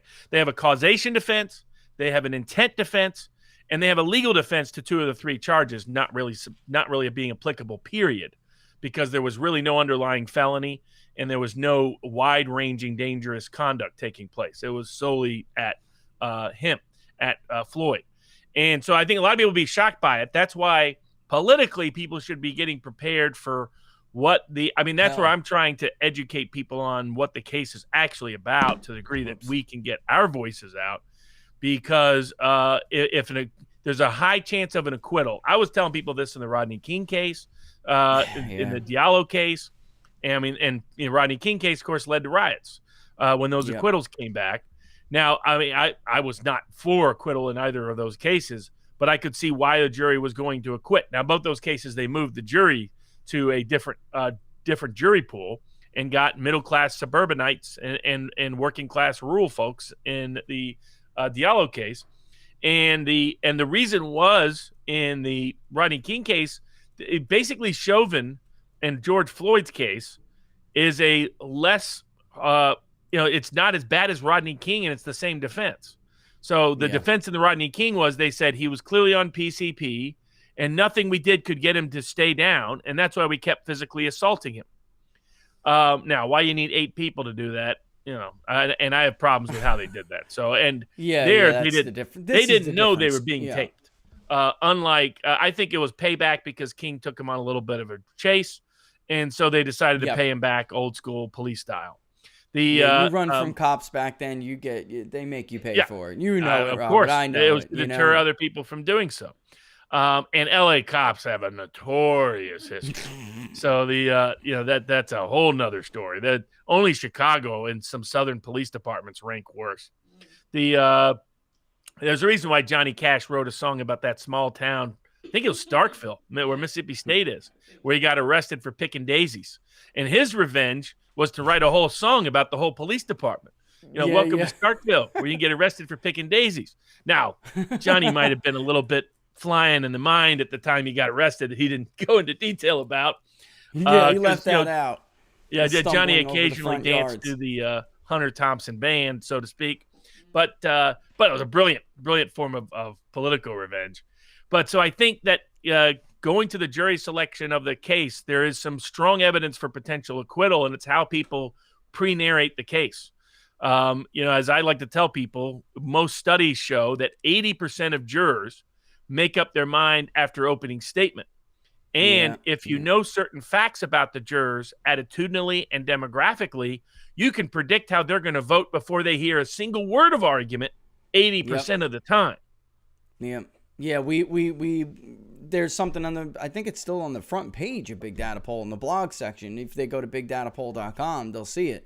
And you of course, you've read it. That's what we wrote and put together from the work we did.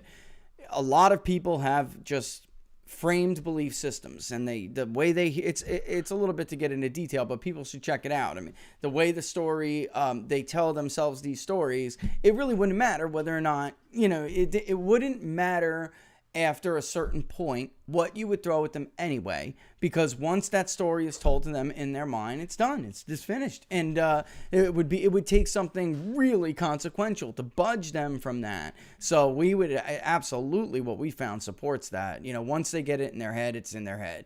And I think that that's the big media, what you're saying before, that's the big media hate machine, Robert. We were lucky in Florida with Trayvon Martin. The community was a little bit different, but that acquittal was coming down. I mean, that's all there was to it. George Zimmerman I don't like the guy, he's an idiot, but he's well within his right to shoot Trayvon Martin. That's just the law. I mean, you don't like it. Well, tough, because that's the law. You're defending yourself against somebody who's beating you. And that was another case where they hid the evidence. You know, Absolutely. they misled people like they've done with Floyd, arguably worse than they did even with Trayvon Martin. Yeah. And I that, think you so, know, too. I mean, the guy has memorials built to him all around the place. Now, it gives you a sense of the mindset in Minneapolis. Their way of memorializing his trial on the eve of his trial at his memorial was to shoot somebody. So that happened in Minneapolis 2 days ago. So the mindset is bad right now in Minneapolis. But yeah, I think you look for people who are going to. Well, here's my favorite example of jury selection. If you have a sexual assault case and the victim is a 20-year-old woman, and the accused is a 25-year-old man, and the only thing you know about the jury is age and gender, which do you think you pick if you're the defense? In other words, you're the defense, you want an acquittal, or you're the prosecutor, you want a conviction. Who's the best juror for the prosecution? Who's the best juror for the defense? If all you know is age and gender. Right. I mean, any sense? Well, what do you think? Well, I mean, it's a sexual assault. I mean, I would go with a younger woman if I was a prosecutor, and I'd go with an older man probably if I was a defendant. If I heard you right. But think about it.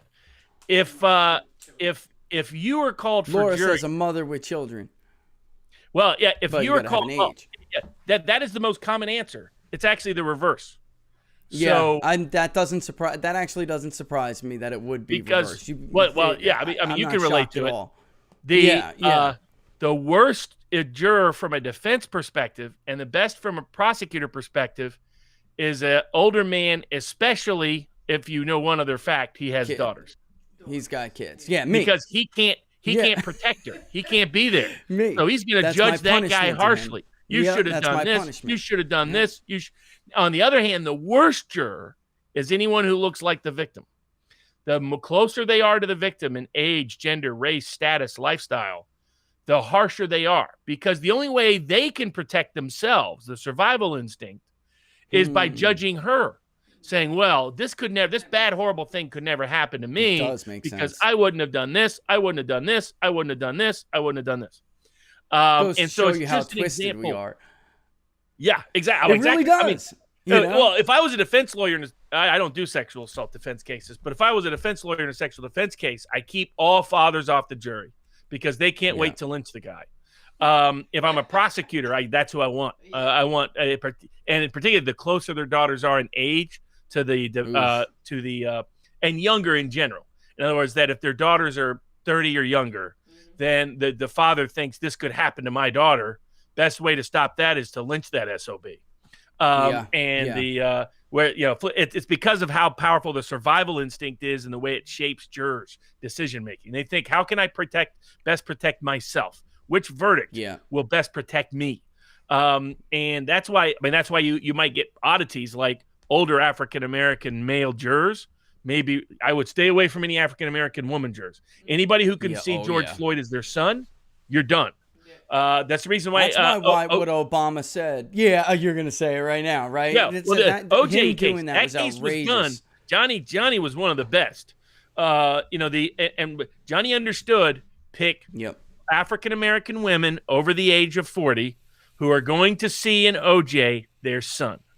And in fact, they would not only would they be more sympathetic toward OJ, they would not be sympathetic to the young white blonde who stole OJ from his black wife.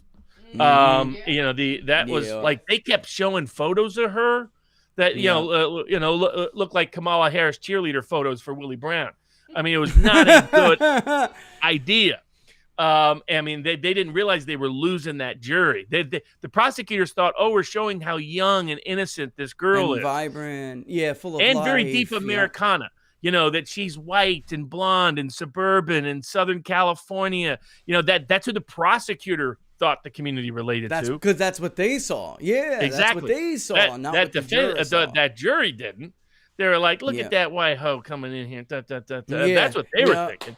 They showed real bad. They showed some provocative photos, and I was like, "Oh my goodness!" And especially Johnny back Cochran then, must have snuck that in there somehow and said, "Show that one, show that one." This one goes in the slide next. This one. Exactly. Johnny was brilliant.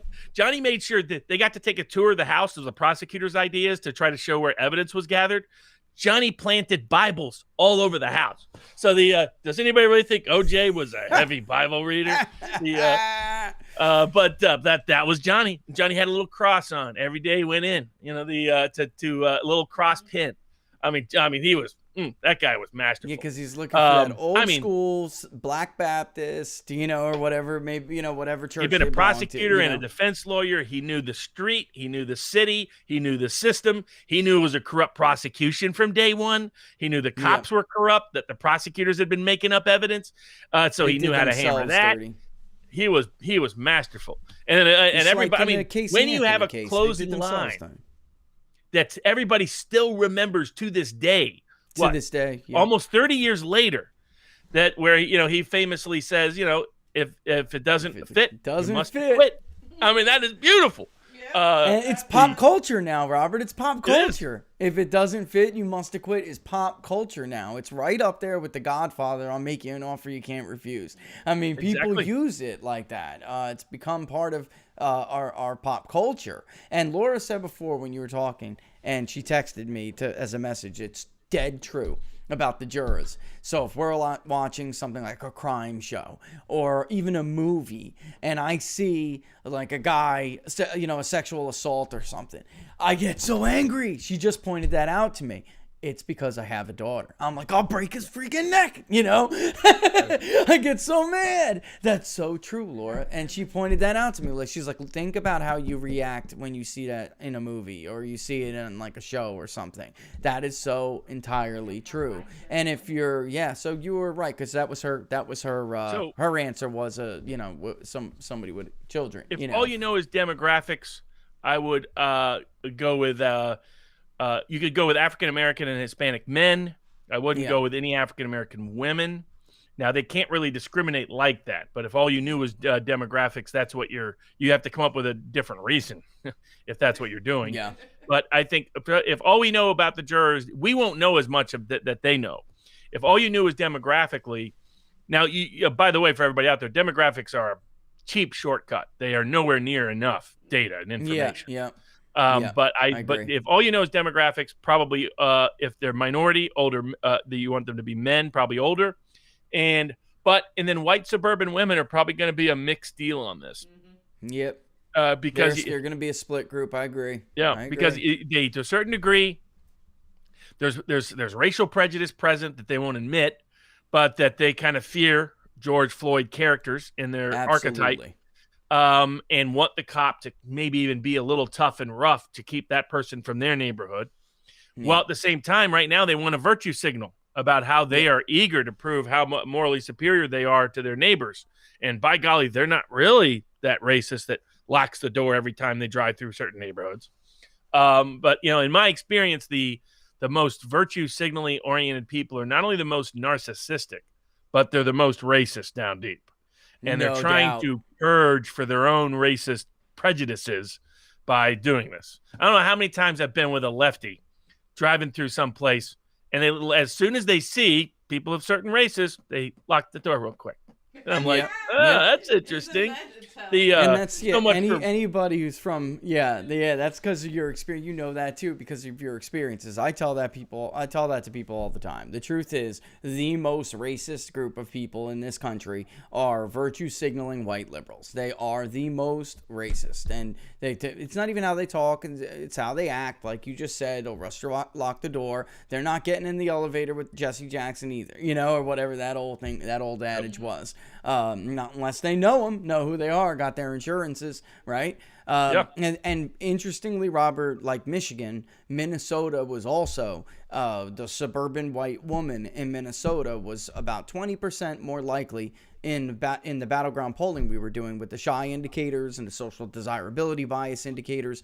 They were, like Michigan, 20% more likely to be uncomfortable telling you the truth about their, political beliefs or opinions, controversial opinions and issues. So they were that uncertainty, right? They were that person who you really couldn't take a surface demographic look at them and say, all right, I think I know how you're going to go. You couldn't, because they had these hidden desires and these hidden dirty little secrets, where maybe, I want a virtue signal, but can you believe what, I don't want to use the wrong word here, but can you believe what they did to the police station kind of thing, so it's good. That's a tough one out there. I fear what's going to happen if there's an acquittal, Robert. I do. This is in Ferguson, they burned that place down because they couldn't get a grand jury to return an indictment.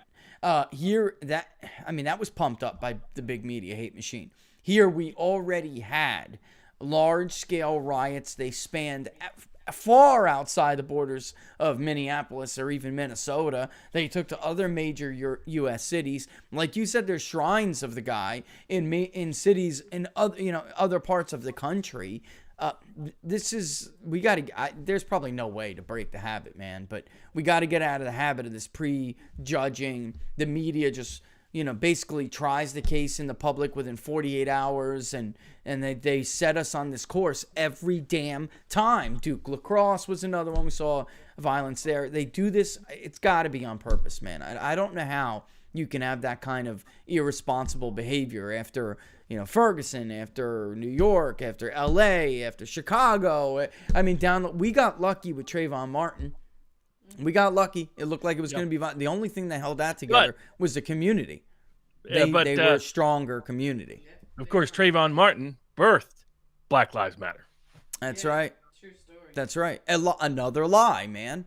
This whole, I hate to say it, and it's not that I'm not sympathetic to some, because I am. I think the worst thing that could possibly happen is for groups like Black Lives Matter to start talking to other, like Trump populist groups without the filter of the media. And that's their worst freaking nightmare, Robert. When if we didn't use them as these go-betweens between each other anymore, where they could filter it and tell the story.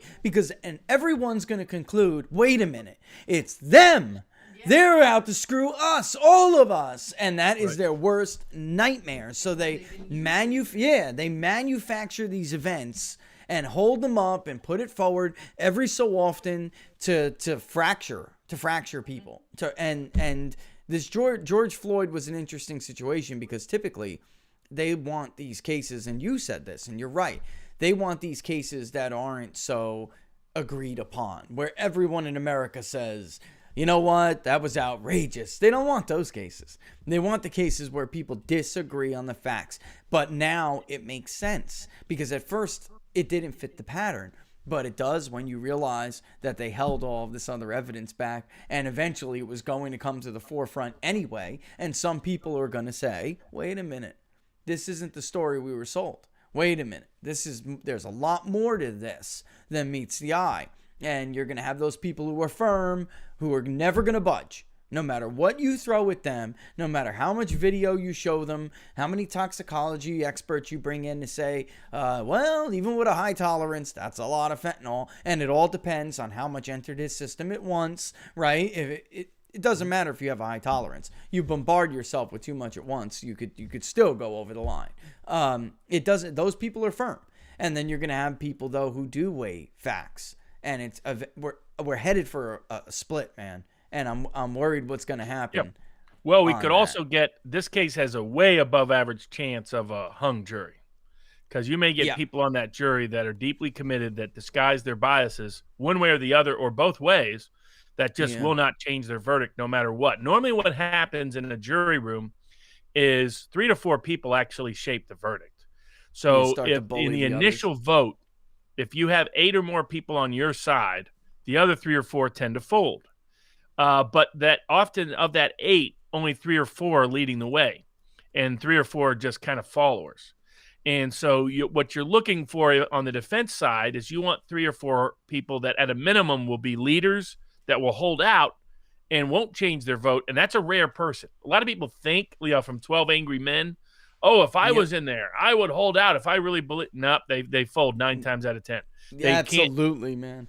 It's a fascinating study of the group decision making, and so you're looking at trying to get 3 or 4 leaders on your side and trying to avoid 3 or 4 leaders on their side, so that even if you get some jurors that lean their way, they're not leaders because they'll tend to fold inside that jury room, which is fascinating. But That's happened in to this us. case, That's happened to us. That happened to, you got a very strong four person, and they kill you, man, and they kill you, and it's Scott Peterson. That guy was stone cold acquittal.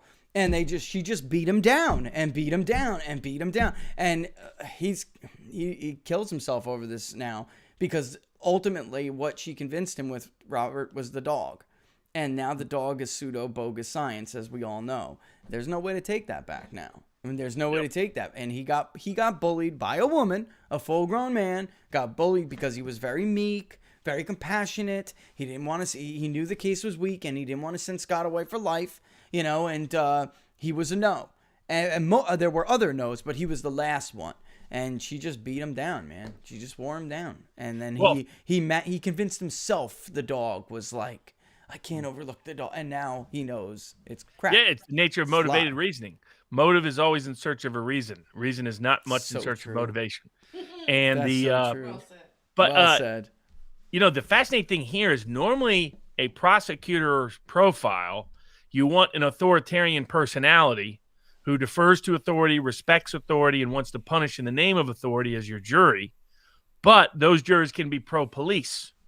And so it's you would have to really do some deep mining of research to know what kind of authoritarian you do or don't want if you're either side in this case.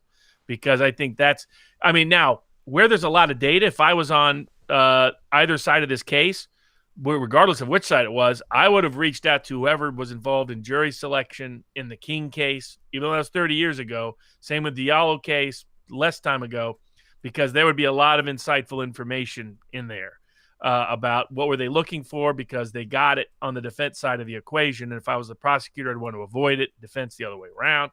But yeah, I think, the probabilities of this case blowing up PR-wise are off the charts.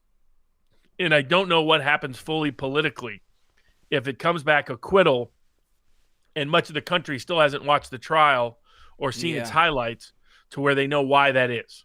Because I don't think the media is going to cover it like the OJ case. That someday I'll do a presentation with Viva on the OJ Simpson case and why I bet on OJ Simpson being acquitted. The big reason was there was a massive gap between how the media covered the case and what happened if you watched the trial.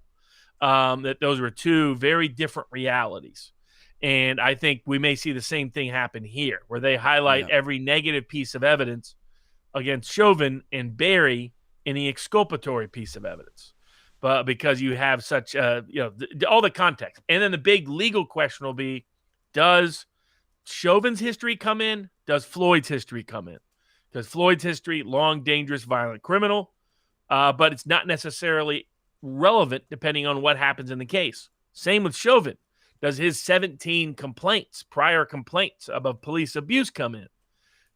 It could be relevant if he testifies, but not always relevant, necessarily relevant. The other thing is this could be one of those cases where they secure a conviction and 2 years from now, the Minnesota Supreme Court sets it all aside. Overturns it later. Yeah. Because there's a lot of problems with the case, and that may be their backdoor legal strategy on the establishment side of the aisle. Yeah. I don't think Ellison, I think some Democrats would profit from an acquittal. I don't think Ellison thinks his career profits from an acquittal. I think Ellison thinks he has to get a conviction. But I do think there are some political elements that would love to see an acquittal not because they think he's innocent, but because they think it would indict the system and unleash another wave of riots. And so how is it? Oh, go ahead. No, I was saying that was it. Go ahead, sorry, there's a little bit of a delay. But it was a little how is it they can still try? Let's say Chauvin is acquitted. How is it they could still try the other officers for abetting? Oh, because it doesn't matter. Acquitted. They're considered legally separate. So you don't need to secure That's such bull. One in order to convict the other. That's how people get convicted of conspiracy with nobody else even being charged in the conspiracy. Oh my God. That's such bull. Man, that's a serious loophole, Robert. That's a serious BS loophole. And every rule that could be abused, they've abused in this case. Yes, somebody asked if I thought Scott Peterson killed his wife, and I don't. No, I don't think he killed Lacey Peterson. I'll tell you this: You don't either? If you really take an honest look at the case, guys, and put your feelings aside, maybe he did kill his wife, but there is not anywhere near enough evidence that showing that he did. There was prosecutorial misconduct. There was police misconduct. There was malpractice on the part of his overly paid, who I know Robert can't stand, defense attorney. Mark Garagos. Mark blew that case. Nobody loses better than Mark Garagos. That's it. That should be on his billboard. They love him. They love him, Robert. The media loves him. He's an incompetent idiot. He gets up there. He tells the jury, I'm going to show you this. I mean, you don't make promises. I'm not a lawyer, and I know this. You don't make promises to a jury that you can't deliver. And he gets up there. Only worst presentation ever was Daniel Petrocelli in the Enron case. I also think Jeff Skilling was not guilty of a lot of things they charged him with, who said, this isn't a case of hear no evil, speak no evil, see no evil. There was no evil at Enron. Probably the dumbest opening statement in the history of criminal defense, because there was definitely evil at Enron. The question is, who was culpable for that evil? And by saying you have to believe there was no evil at Enron or convict my client, he hung him right there in 2 minutes. That definitely surpasses Mark's. I will show you. It was impossible for Scott to, and they didn't track down the witness. It took a private investigator like 3 months after the family hired him to go find the guy who saw Scott in the dock looking in the boat. He had a bird's eye view inside the boat. There was no body in the boat, and then Mark could have pressed to have the demonstration. He just kind of sat down. The judge was like, I don't see the need for that. And he's like, all right, whatever. And instead of arguing, it's a demonstration of whether or not you can throw a 9-month pregnant woman off the side of this boat without toppling the damn boat. Everyone pretended like Scott had like a 30-foot yacht or something. This thing was a tiny little bass tracking canoe. I mean, you could, I don't even want to do bass tracker like that. Bass tracker is more stable than what Scott had. You can't do it. They were trying to throw bags of reek concrete, or what they were like 50-pound bags, and they couldn't do it without destabilizing the weight of the boat. I mean, it was unbelievable. And then, guys should look at the jury. The judge, too, talk about malpractice. He dismissed Travis whatever, off the jury for making a comment to the media that basically is like, they said, what do you think so far? And he said, I'm unimpressed. I don't see this damning. Up until now, I'm unimpressed. But then they got, what did they call her? Strawberry? I don't know. Some crazy woman that I was telling you, bullied this other guy. And she had made public comments that Scott should fry before she even knew about the case beforehand. She was trying to engineer a dismissal to get on the jury. I was crazy. And then she gets on and becomes the de facto foreperson. And and the judge had no problems with her being on the jury. God, it was a travesty. It was, to me, it was a travesty of justice. And he just lost his last appeal, what was he attempting to get a new, oh no, it was an appeal. He wants to get a new trial. He's going to rot. Unfortunately, probably, right? There's no way out for Scott Peterson, right, Robert? They're going to not unless somebody else gets caught and confesses. And for people who don't know, there's reasons to believe that there are serial killers afoot in that area. That's right. That's the break-ins, too. The break-ins, Robert. The van, the walking, the witness with the dog. How do you, as an attorney, what was Mark doing? Was he just like drinking too much every night? The guy's and a partying? total idiot. He's just a TV whore. That's all he is. He's a TV whore. He's got. What I told people is, I know I can be successful in California because look at the idiot who's celebrated in California. When I first went out there to legally practice, I was like, if Mark Garagos can get clients, not only can I compete easily, but by golly, people need better representation in the state of California. The family put up everything they had to pay for that idiot. They put up everything he was they about had. To thank Michael Jackson figured out midway through, this guy's a fraud. This guy's a loser. And that's when he hired Tom Mesereau, who was one of the greatest criminal defense lawyers in our history. Guy's a little bit of a oddball, put it kindly. But Mesereau's a genius. He's like one of those creative, weird artists who stumbles in like quasi-autistic personality in the sort of GameStop where the autist kind of mentality, not necessarily literal autism, but and then does genius work. Now, he always understood what Mesereau understood is who are you going to put there? Every juror wants a hero and a villain. They want that David Mamet, 3 uses of the knife narrative. And who's going to wear the white hat? Who's going to wear the black hat? And Mesereau was genius at shifting that black hat cases. He got people off even, more extraordinary than Michael Jackson. Now, I thought Michael Jackson was not guilty of what he was being accused of. I always thought Michael Jackson wanted to be a child, not abused a child. And that's a totally different mindset. 2 very different mindsets. Trump defended him to the end, man. He did. Yeah. I know other people, Wesley Snipes was friends with Jackson. Jackson put him in his first appearance. Wesley Snipes was one of the dancers in Bad. That was his first ever. Snipes was a professionally trained dancer. And one of the first conversations we had, he asked me all about the Michael Jackson case. And part of how he had confidence in me was my analysis of it, which I forecast his acquittal before it happened once Mesereau was involved. Because in looking at it, the underlying psychology didn't fit. And the problem is he wanted people to basically be his adopted brothers.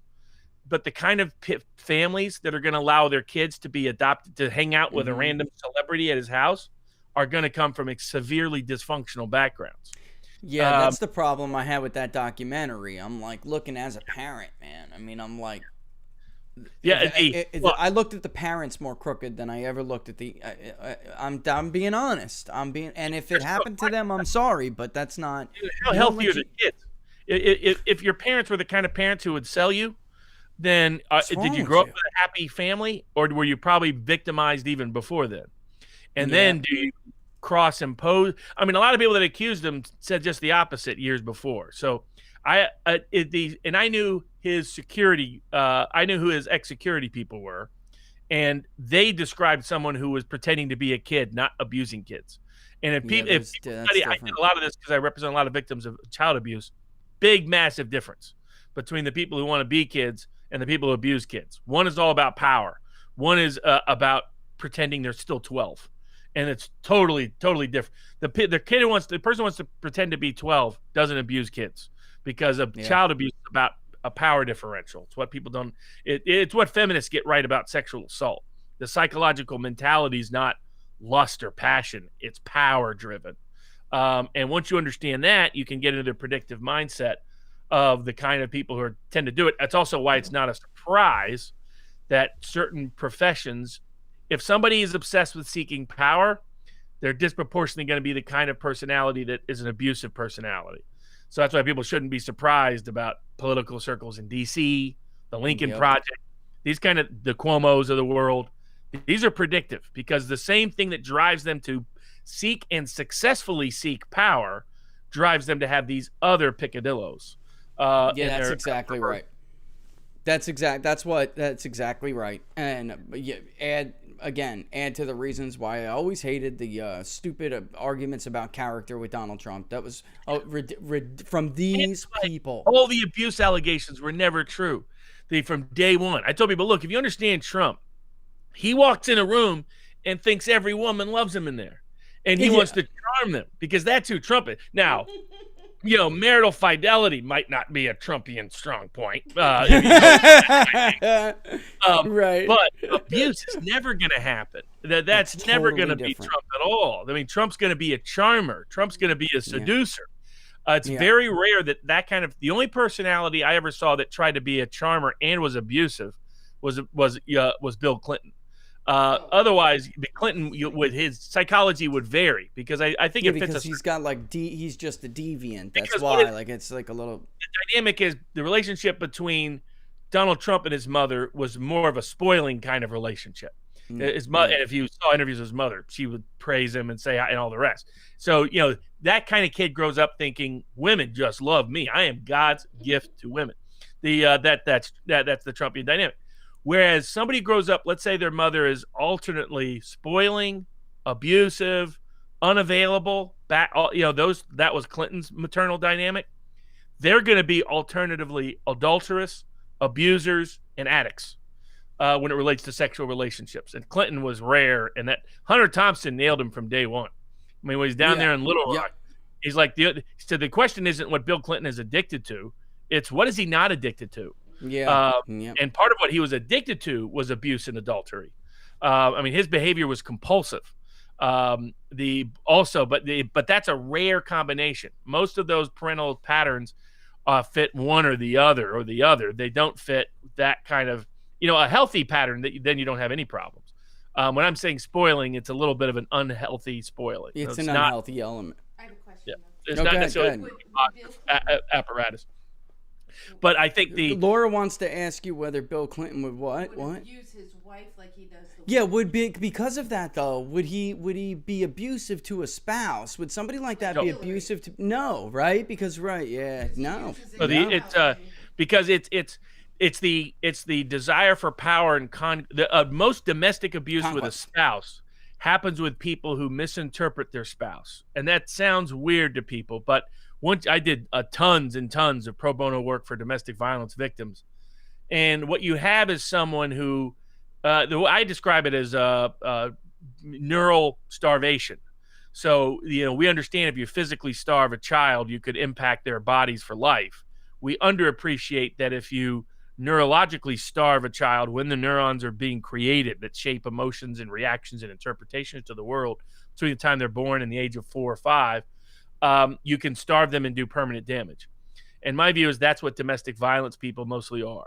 They're people who don't know how to interpret the world. Because imagine if you're 2 years old and your parent smiles at you right before they slap you. How do you? Yeah, all of a sudden you don't know how to mirror. You don't know how to. What is that person doing? They're supposed to be doing something loving, but they're actually trying to hurt me when they're doing so. So I had cases where my client would start making cookies, and it would trigger her husband. He would think, she's trying to kill me. She's trying to kill me, and would physically assault her. Because most domestic violence isn't actually for conventional power. It's to stop the fear that's taking over in their heads. And this is why it's very confusing for women that end up in those relationships, because we're brought up on this narrative that domestic violence is just mean, vicious people who think they can get away with stuff. It's not who they are. And the women see the other side of them as often, usually more often than they see the abusive side. They see the needy side. They see the scared side. They see the hurt kid side. They see the side that puts them on a pedestal and considers them perfect. One warning sign. Vulnerable but praising. Yeah. This would be. Praising. Yeah. Your daughter's young enough. I remember telling my daughter that they had passed a law that she couldn't date until she was 25. I told her this when she was 12, and she was like, "That's unbelievable. That's terrible." I was seeing how long I could get away with it. But I gave her a book, about all the red flags of dating guys. In fact, I sent her 2 books just in case I sent her 2 copies of it just in case she lost one of them. And I still apply it to now. She's not always eager to expose her boyfriends to me, probably for that reason. Because you've read. You better send them to me. I'm lucky. My daughter's still at the age where she's like, I don't need a boyfriend. I have you, Daddy. That's like the best, It's like that's yeah. Wait, right. wait till the teenage come, then you get the true joy. That's right. That's where that's where you get some guns. Yeah, you got to get the guns. When they come over, show them how you can use the gun. Tell them about your Army days. How easy it is to disappear out there in the waterways off the North Carolina coast. And that's it, man. There's the Neuse River right there. A lot of bull sharks out there, buddy. A lot of bull sharks. Exactly. As a matter of fact, you want to go take a walk on the pier? Yeah, exactly. Say, hey, it's beautiful. What's amazing about that river is, some people disappear there and they just never come back. It's unfortunate. It's really brackish. Water's really brackish. Exactly. So, but yes. We'll get them the title of the book. I want that book too. Do you know it offhand? Get me that book. It's red flags to know you're dating a loser, or know it's something like that. Beautiful. I always get it. It's something like that. If you Google it, the actual title will come up. It's actually fantastic. I used to use it in my legal practice when I was representing victims of domestic violence. I was able to figure out, because you needed to know what risk a person was, what risk of violence do they have, what risk of arson, what risk of suicide, what risk of stalking. And once you fit certain demographics together and certain parental upbringing together and certain other behaviors that people might not immediately spot, like one trouble sign is if somebody is putting you on a pedestal. That's actually a bad sign, because it's what they call the Madonna whore complex. Because sooner or later you're going to be on the other side. It means they don't see you. They're projecting some version of what they need you to be. Some version of what and so one minute you'll be the protective mother, the next minute you'll be the evil mother, and they'll respond accordingly. It means they can't see you. And if they can't see you, big problems, because they're going to misinterpret you, and that's going to lead to the violence. But what people don't understand is domestic violence is not a conventional form of evil. It's an evil out response to severe psychological disturbance in the individual. Yeah, we have that all wrong. We got that all wrong. I'm talking about common, the layman's idea of it, of what has been projected to, at us from people who narrate stories in society for a living. That's not remotely close, or it's just too superficial. The idea. We mislead women into relationships they don't know are going to have that problem, because it doesn't fit this caricature of a narrative. It's similar in that sense to the Floyd trial, to the Chauvin trial. Yeah. That when there's a mismatch, what happens? And if the jury is sort of open, in my view, the mismatch is going to lead to his acquittal, in part because some of those jurors are going to be angry that they had been lied to by the press. The press can gaslight the world and gatekeep the world, but they can't gaslight and gatekeep a jury, because there's rules of evidence that govern that. That's what happened in Brown's case. They were, people should read the Justice Department, what they can, the Justice Department's report on that. That sounds exactly like what happened in the Brown case. People were like, wait a minute, this kid lied to us. And that, it's like, by the way, for those who don't know, the jury was it was all but two, right? The grand jury was all but two African-American, I think. It was overwhelming. It was, the lead witness in favor of the cop against Michael Brown's prosecution was an older African-American man who witnessed it.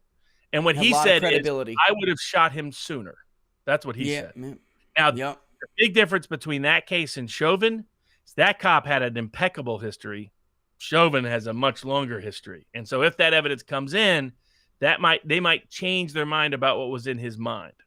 They may say, he was so used to abusing. If I was the prosecutor, I would emphasize two things: the 8.5 minutes that he's on, the length of time he's on the neck, and I would probably combine it with some sort of like heartbeat and breathing and having it going down and down and down, begging, down, begging. And the other I would do is look at his long history. If I could get it in, I would say this wasn't his first time. This was someone who had kept doing it, kept getting away with it. And now it's you, the jury, who is the thin line of defense between the law. Sometimes they'll want to punish him for something unrelated, Robert. Or, well, that's not really unrelated, but you know what I mean. No, it's maybe... pertinent. To me, it does explain potentially his motivation. I don't know if from an evidentiary perspective that it's more probative than prejudicial. Yeah. So we'll see what the court does. The same issue with Floyd's criminal history. Unless Chauvin is going to testify that he was aware of it and it went to his state of mind, which he might, but because there is documented evidence he knew him previously. But outside of that context, I don't think Floyd's criminal history matters. It is also more probative than it is prejudicial. Would you make him testify to get that in? If it was you, would you make him testify to get that in, or suggest? Yes, if I was the prosecutor, absolutely, I'd make him do it. Because his testifying as a prosecutor gives the prosecutor the best chance to introduce Chauvin's history, and then if you're the defense, you're trying to guess. Now, a question like that, I would have tested in advance. You would have poll tested. If you know this fact, how does it impact your verdict? If you know this fact, how does it impact your verdict? We did that a lot. Yeah, absolutely. I would want to know. In my experience, you're often better off not testifying in that when you have something that can only come out through your testimony. The negative almost always outweighs whatever the benefit is of testifying. Here, the advantage he has is he has tape. He has tape of the whole incident. And if I was the defense, I would just rely on that tape of that incident. That's all you need. That's right. Of course, you have the footage. So you don't really need to expose them and put them up there. Medical experts and police experts. Police experts to say this is what was customary training. Nobody had ever died from it. medical experts to say causation doesn't exist here. He didn't die because of the foot on the back of the neck. Interesting. Well, that was a heck of a. I mean, that was a look, man. We need to do more legal shows. I look, as you know, Robert. It's one thing in my life. I constantly be Laura's over here like, here we go again. I just wanted a law degree. I wouldn't even have practiced. I just think it's interesting, and I just would have done it. Never had. Maybe once I get rid of the kids, I'll do something like, what are you going to do in retirement? Law school. I don't know. Because I could never. The hell is retirement? I could never do that. It's a fabricated word. Retirement. It is. Not for me. No, thank you. I don't need to fill my own hours with stuff. That's dangerous. That's a dangerous equation. Rich with time on his hands. And most people's wives agree with that. So I mean, she's shaking her head. Yeah, but most people, as soon as their husband's retired, they're like, "You got to get a job. You cannot be around the house full time, nonstop." It's like, I love you, but distance makes the heart grow. I heard Lowe's was hiring. Honey. Go play with some tools for a couple hours a day. All right, Robert, where can people tell people where to follow you? Because if you guys enjoyed the show today, I see there was a lot, had to be a lot of new listeners. You guys enjoyed the show today, you should check out Viva Fry. You'll love it. And Viva Fry Barnes. Viva Barnes. But go ahead. Viva you Barnes do it, Robert. Locals.com. VivaBarnesLaw.locals.com. That's where that's the exit route from big tech, where we put up exclusive content every month. And then People's Pundit is also on Locals. And if enough people join, we'll be able to start funding seasonal polling that gives you accurate data about what's really happening attitudinally in the country. We could test questions like the Floyd verdict question and see how people respond just for give people information if they knew this fact or that fact, things like that. If you want accurate information, the way to do it in part is to join that. Plus, you have the fundraising page up and going. So to make that a reality, because we need accurate information, and the accurate information you help support gets to people that need to get it, who are making actual policy decisions based on it. Well, I couldn't have said it better myself. The only thing I'll add is I was thinking that today, because the jury selection started. I was like, what would be really cool, but the questionnaire is already ginormous. So it is what it is. But if enough people do sign up, that's ultimately the goal, folks. And I did reach out to them to see if there was some way, they have an API or something, if there was some way to connect that, Robert. We got it up on Big Data Poll now. The link's in the description. But wouldn't it be neat if it's like you already know you're a supporter? Do you want to? You could give additionally if you wanted to, but that this way they don't have to double up on it. And Laura's over here. Gitmo.life. If you guys are looking for an alternative to Twitter, I'm losing followers because people are skating to different places. I haven't gone back on Parler yet because I have heard bad things about new policies, and I am not ready. I don't like it. What's the point? Then what's the point? I might as well stay on Twitter. To me, so far, Locals has been the best. It's the most I love Locals. Decentralized. We own the information. The creator curates the information. The creator owns the information. So it's not owned by there's no central monopoly that can censor. There is no central monopoly that can commodify your information unconsensually. There's no centralized information that can own any of the information. Yeah, it doesn't exist. Yeah, it's totally different. While completely be able to provide a lot of the same content, and they continue to upgrade their capabilities in it. And I provide tons of exclusive content in it, but it's one of the best ways that people want to get accurate inside information and have involvement in the creation of the surveys and the timing of the surveys. Best way to do it is to join Richard's People. Is it locals.com? People's Pundit.locals.com? Peoplespundit.locals.com. That's what mine is. Yep, and Robert's as well. If just 1,000 people end up being subscribers, that's going to be enough to fund monthly polling that gets great information. So, and you get to be part of a community that discusses it, helps curate it, help create it, design it. Yeah. If you want to make a real difference, this is how this can be a nice small step towards a long journey of success. Yep. Well said. I'll end it there, and then that's it. Should have recorded that. You know what? Cut me out. Put that in, and we're gonna dub that over. All right, Robert. All the best, my friend. Thanks again for joining us. I'll talk to you soon, and next Monday at 2. See you then. All the best, folks. Thanks for joining. Don't forget to subscribe on YouTube if you haven't subscribed already, okay? I'm going to get out of here, but don't forget to hit the notification bell. That will let you know when we're going to go live, all right? All the best, folks. See you on Wednesday at 11 for Inside the Numbers, all right? 11 a.m. Eastern Standard Time. All the best, folks. All the best.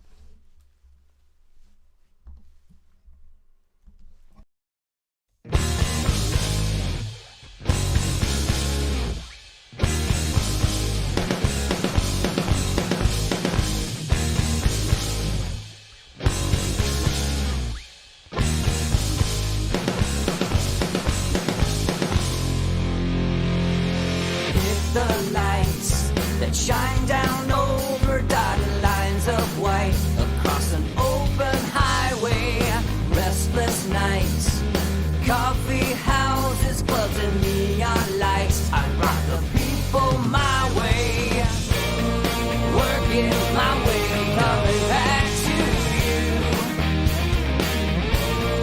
Working my way, coming back.